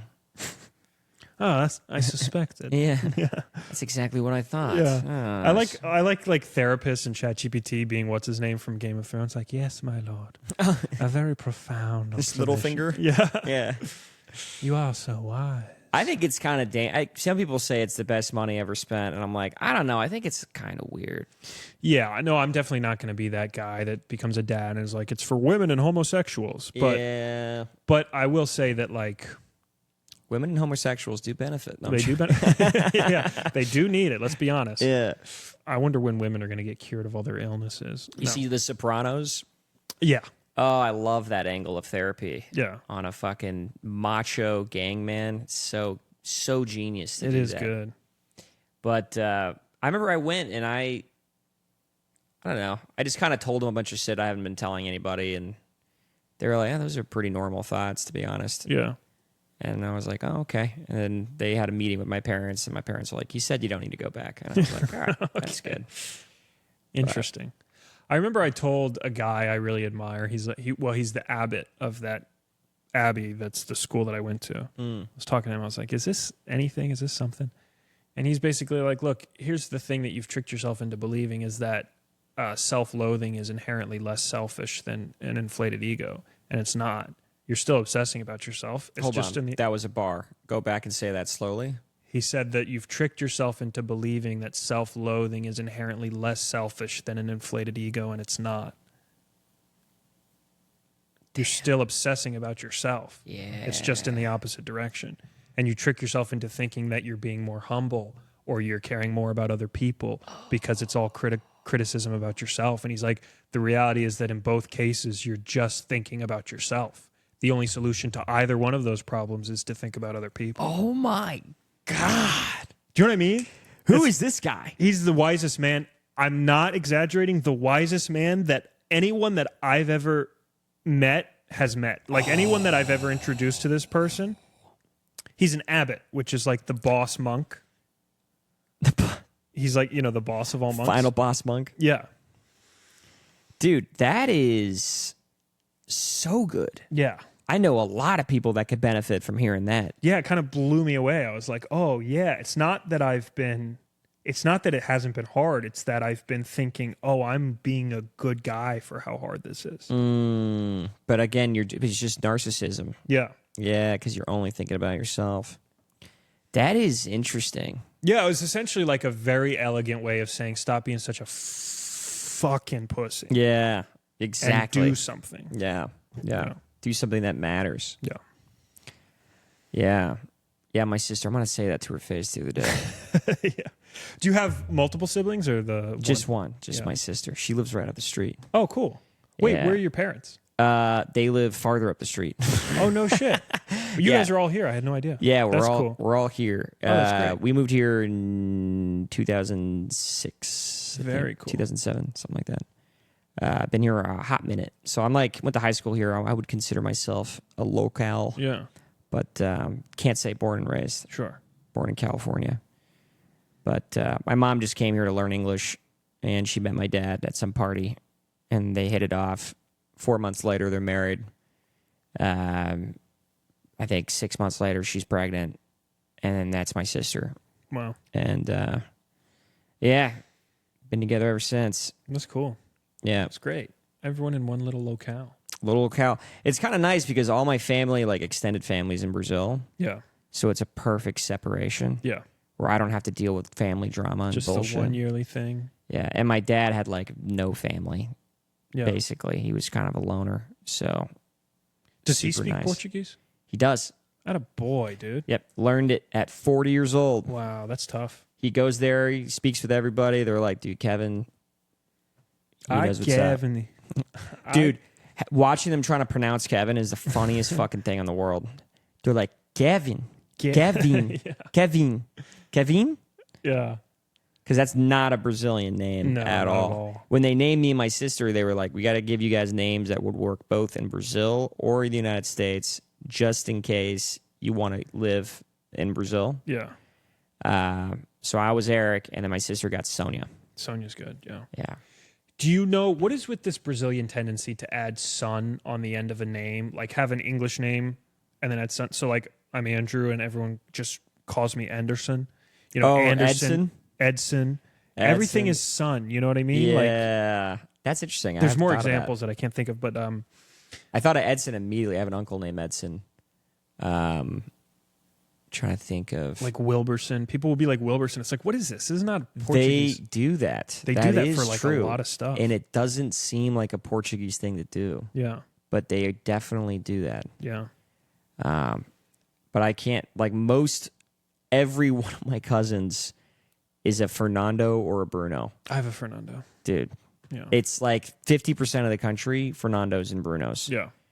And then girl names are a bit more diverse, but I feel like the guy names, nobody can think of a new one. It's so fucking annoying. Dude, we're trying to decide on a name for my son, and like my wife is Hispanic, and then I'm this. And so the kid is like, you know, whatever, 75-ish% South America. You know, it's like... So how do you get one that's all across? Do you know what I mean? It's like you can't really do it. You can give a kid a Brazilian name that no one will ever pronounce right ever, including her family, by the way. Spanish speakers can't figure out Portuguese. Right. Or you just, you know. You got to do one that... I mean, there are some Spanish names that go with, like... Not really. I was thinking George, Jorge. Yeah, that is good. Georgie. Yeah. That one kind of goes all the way around. George is a good name, too. George is... Yeah. Fuck. What's another one? Second one that came on was Brett, but I don't think that would work anywhere in South America. Brech. Yeah. My dad's name is Bill. That's so funny. Listen, you were saying your dad's name. It's so funny listening to them try to say that. Bill. Bill. Hey, Bill, vem aqui, Bill. Vem aqui, Bill. Why yeah, Bill? William. Yeah, William. Yeah, that's good. Kevin's crazy over there. Trying to think of other ones. Now you got me thinking, like, if I get a good one, someone might name a kid after a guess I made. That'd be good, dude. That'd be tight. You know what this would be really good for? ChatGPT. Let's figure it out. And while you're in there, ask it why they do son on everything. Oh, yeah. Why do Brazilians add son to the end of names like Edson and what was the other one? Anderson.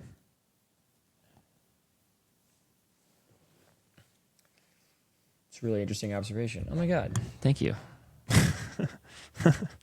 Let's see. English, Scandinavian, German.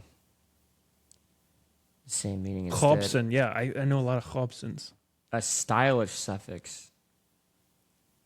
Hobson, I've heard, yeah, like modern, international sounding. So it just sounds modern and international to them. Yeah. What's the name of the hotel that ends with son?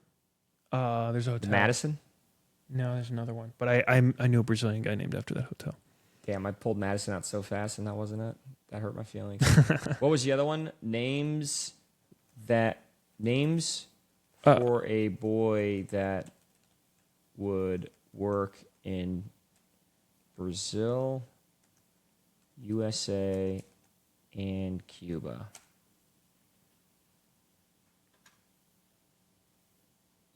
Daniel's solid. Daniel is good, dude. That's a good one. Solid. Gabriel is tough. Gabriel is, I'm not going to lie, I hate the name Gabe. Yeah, it does tough. Suck. David is another solid one. Lucas is good, but there's already someone in the family. See, this is the other thing we run into. We've got a huge family. Lucas is solid. Mateo or Matthew. That is good. But, dude, don't be another guy that names his kid Matt. There's too many of them. No. I know like 15 Matts. Yeah, way too many. Samuel. Julian, I love Julian. That's a great name. Julian is great because it reminds me of Jules Verne. Yeah, right. You're a big Jules Verne guy. I'm not. I'm just running a bit. I heard. I thought it was like there's a 20,000 again.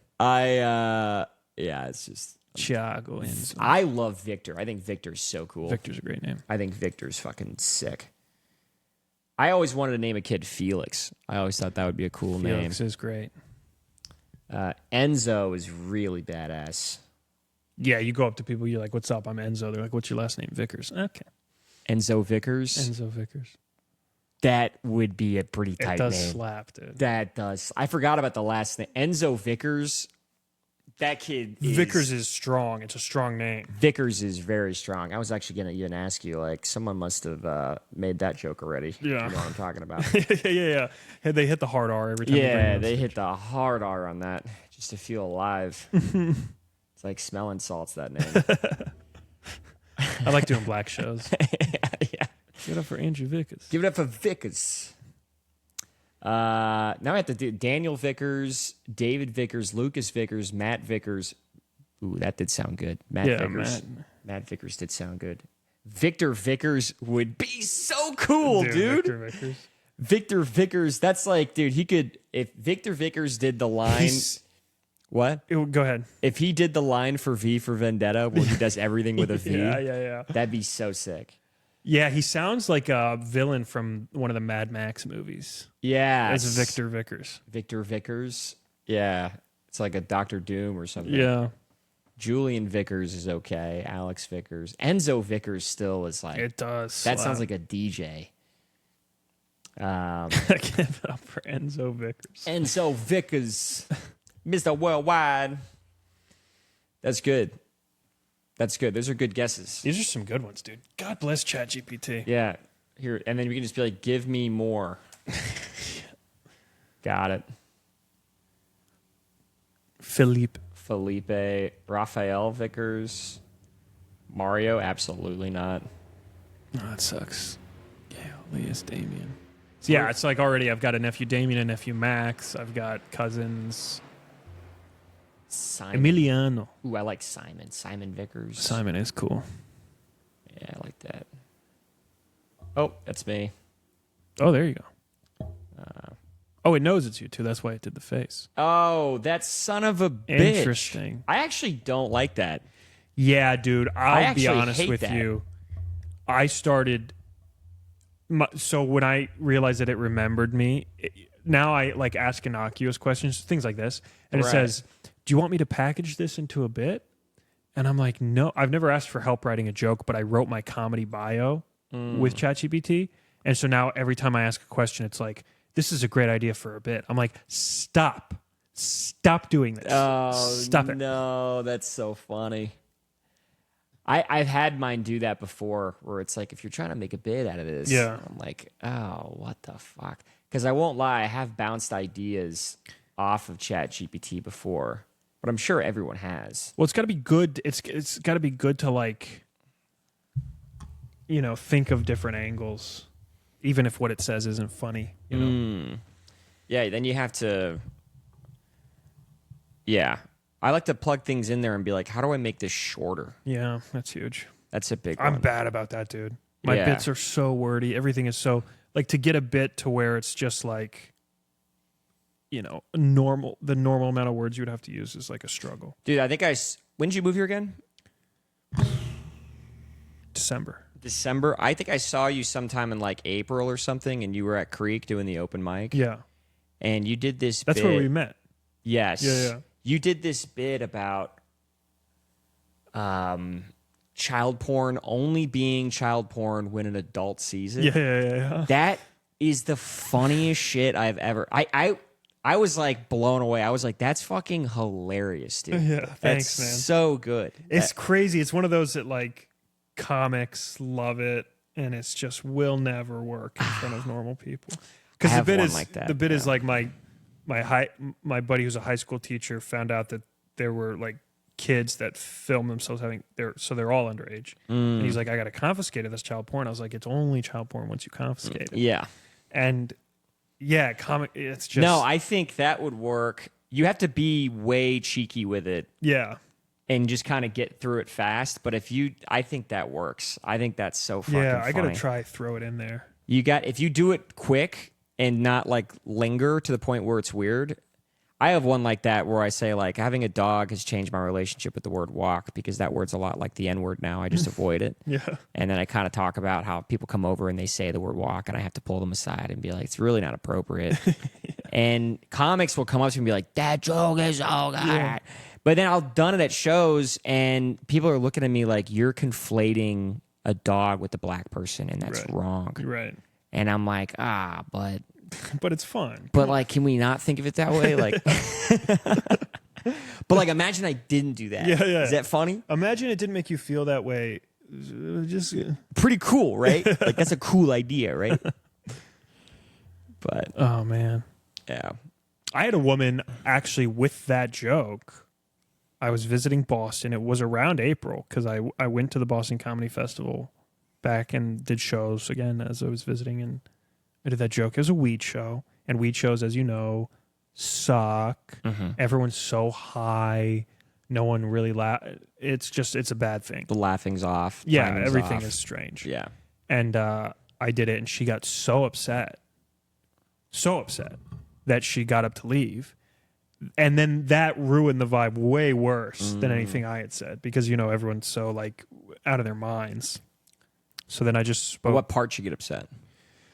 When I said the only child porn once you confiscate it, and she said, I remember this, it bombed, and then I tried to quickly transition into a bit about my daughter, and she said, that was really lame. She said, that's what she said. She said it was lame. And I was like, yeah, okay, well, I'm talking about my daughter now. And she's like, and it's even more lame that you're talking about your daughter after just admitting to wanting to see child porn. I was like, well, that's not what you did. What I said. No. And she drew this line. She was like, no, you're talking about your kid. And I was like, okay, and I didn't handle it well either. I got like angry. Yeah. Ruined the whole thing. Ruined the whole show, to be honest.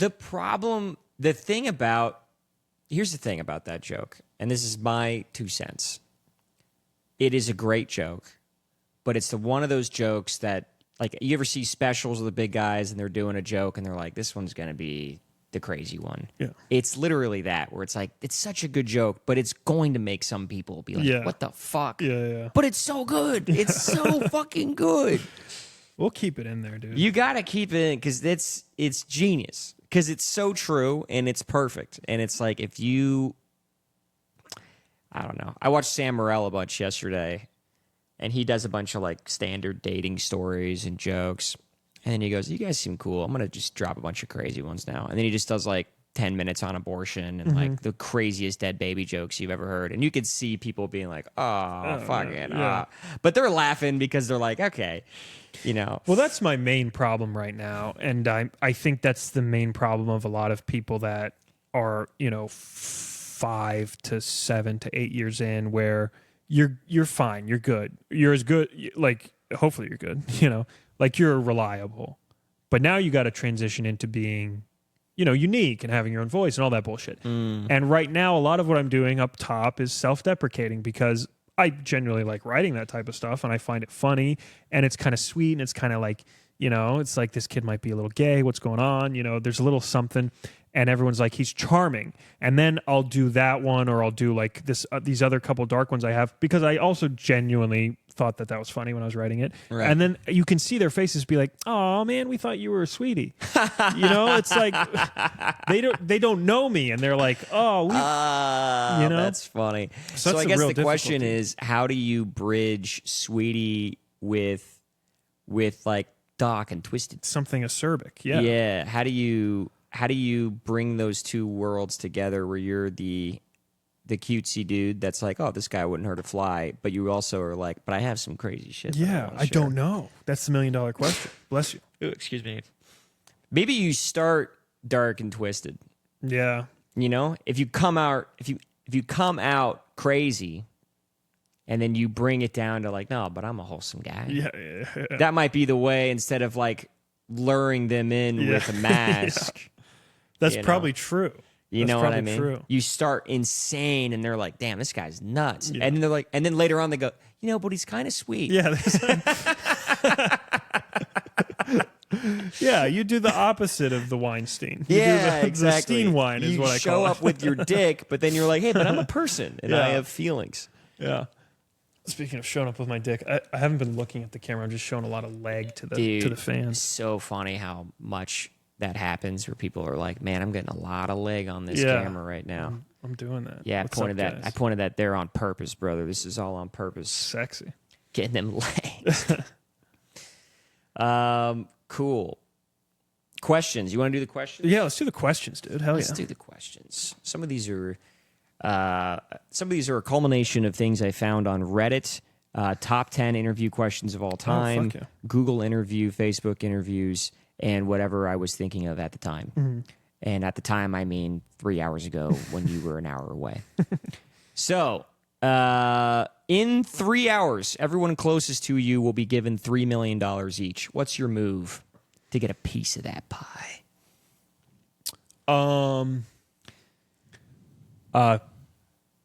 Continue to impregnate my wife so that she has no choice but to stay with me. Got it. So I can. We have to fuck right now. Yeah. Why? Because I can't get you escaping. She's like, I'm currently pregnant, right? Everyone closest to me, I'm assuming, is like, because I got a lot of siblings. I got 6 siblings. A piece of the pie. Can I double dip? Can I get a little bit of everyone's $3 million?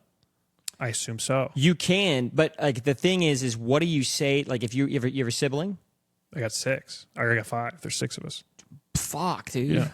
Yeah, you're definitely Catholic. If you have to have a conversation with them beforehand and be like,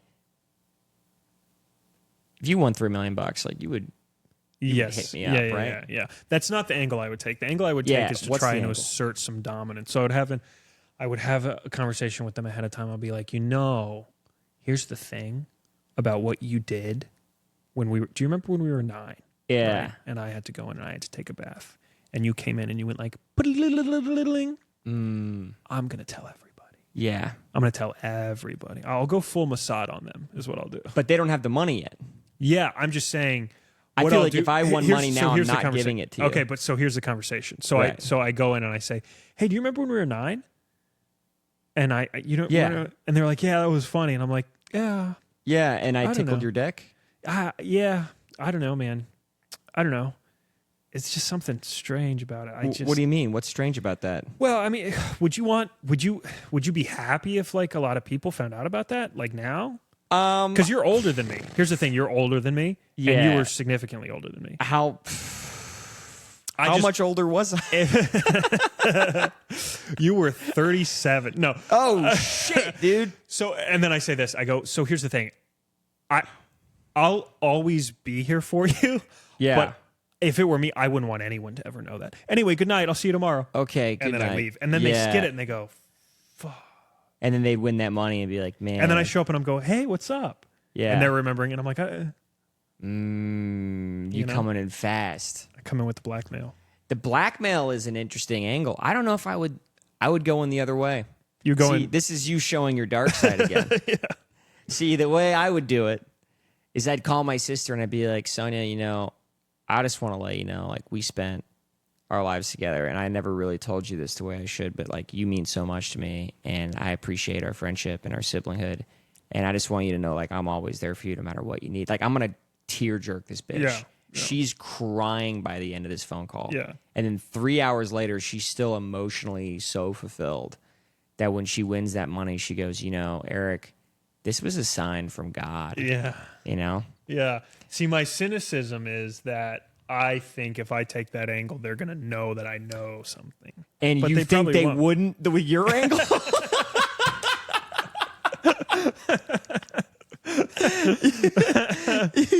You think they wouldn't? Oh my God. He's like, what's weird is like 3 hours before I won this millions of dollars, she was calling me about touching his dick, dude. Oh, that's a good point. When he's right, he's right. Holy fuck, dude. That's funny. We did garden gnomes, so that's out. What else? Are you an organ donor? No. Okay, why not? I don't know. How do you do it? When you sign up for your license or Yes. something? Maybe I am. I don't know. Would you be? Decision now. Would you be? Sure, I don't give a shit. But yeah, I definitely would. Why? In what instance would you say no?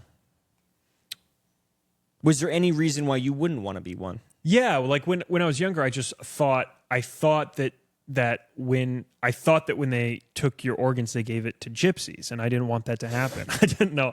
No, I have no idea.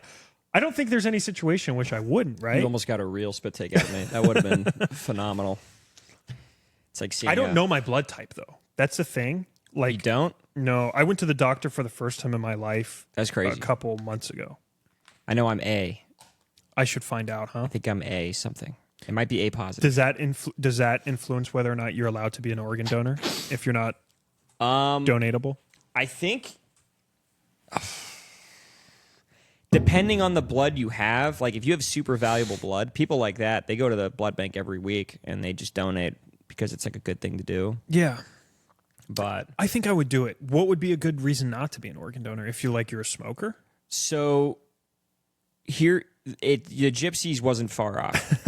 The reason why a lot of people don't want to donate their organs is because they assume that in a situation when they're dying and They won't try to save you as hard. they won't try to save you as hard. Interesting. Because I the have heard that. doctors and the people in the office are maybe like, this guy in 2B dies, we can put the organs in the guy in 3A or whatever the fuck. Interesting. So there has been lingering conversations about that, and Yeah. there have been conversations where that has happened, where they're like, Wow.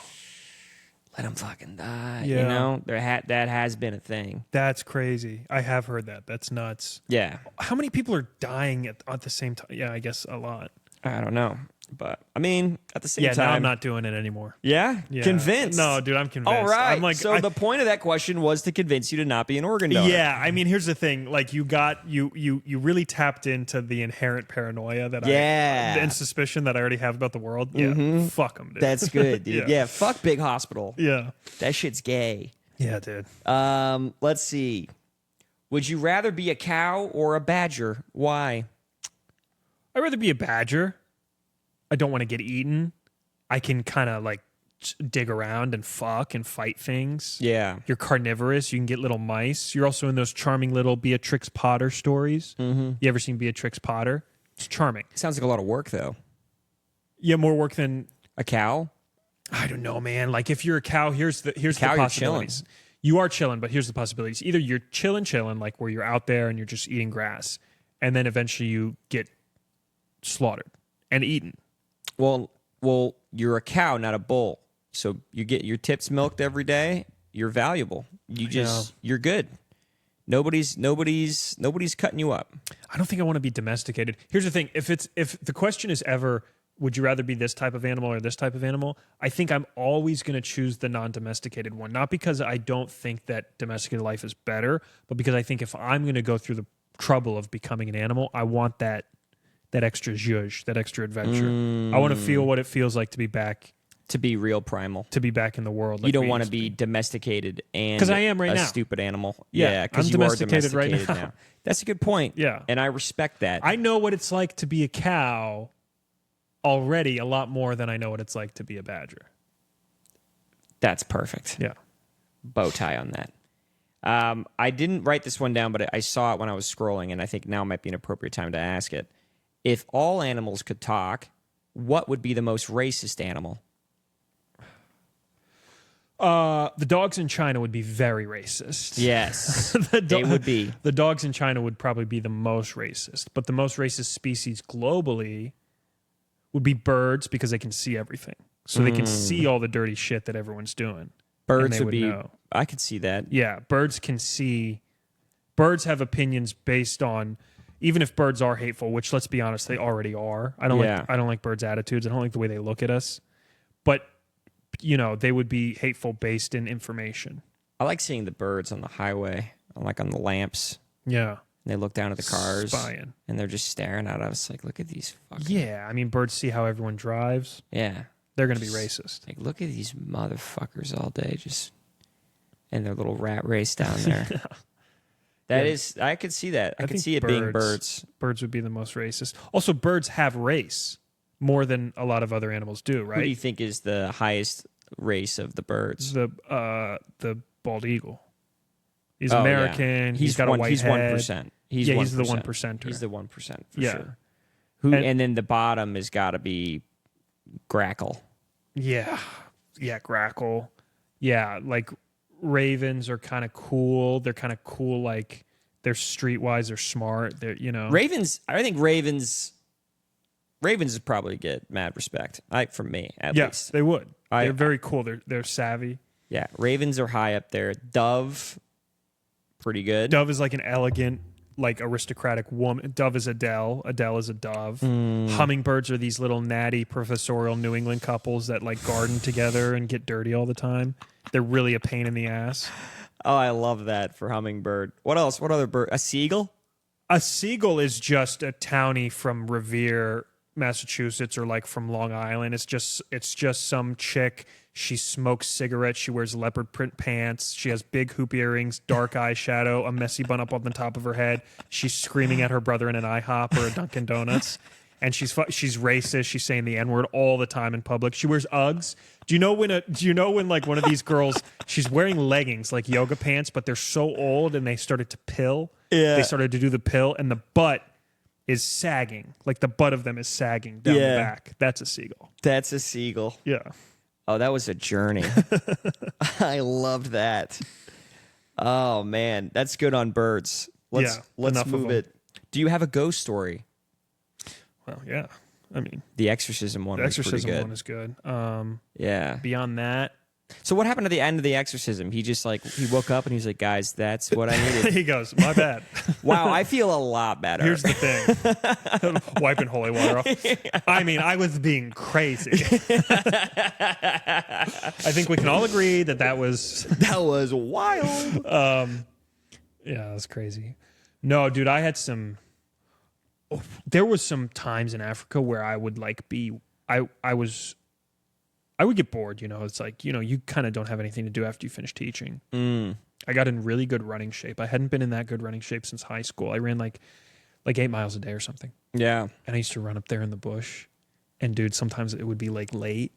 And the place is huge for cashew groves. It's the biggest cashew part of the continent. Yeah. Just acres and acres of cashew groves. And they've got like a canopy that's about as tall as us, that's very thick, and then everything underneath is just dirt, and the trees are all lined up. So it's a crazy liminal thing that you're running through. Right. And the sun comes through it late in the afternoon and kind of like makes shadows and stuff.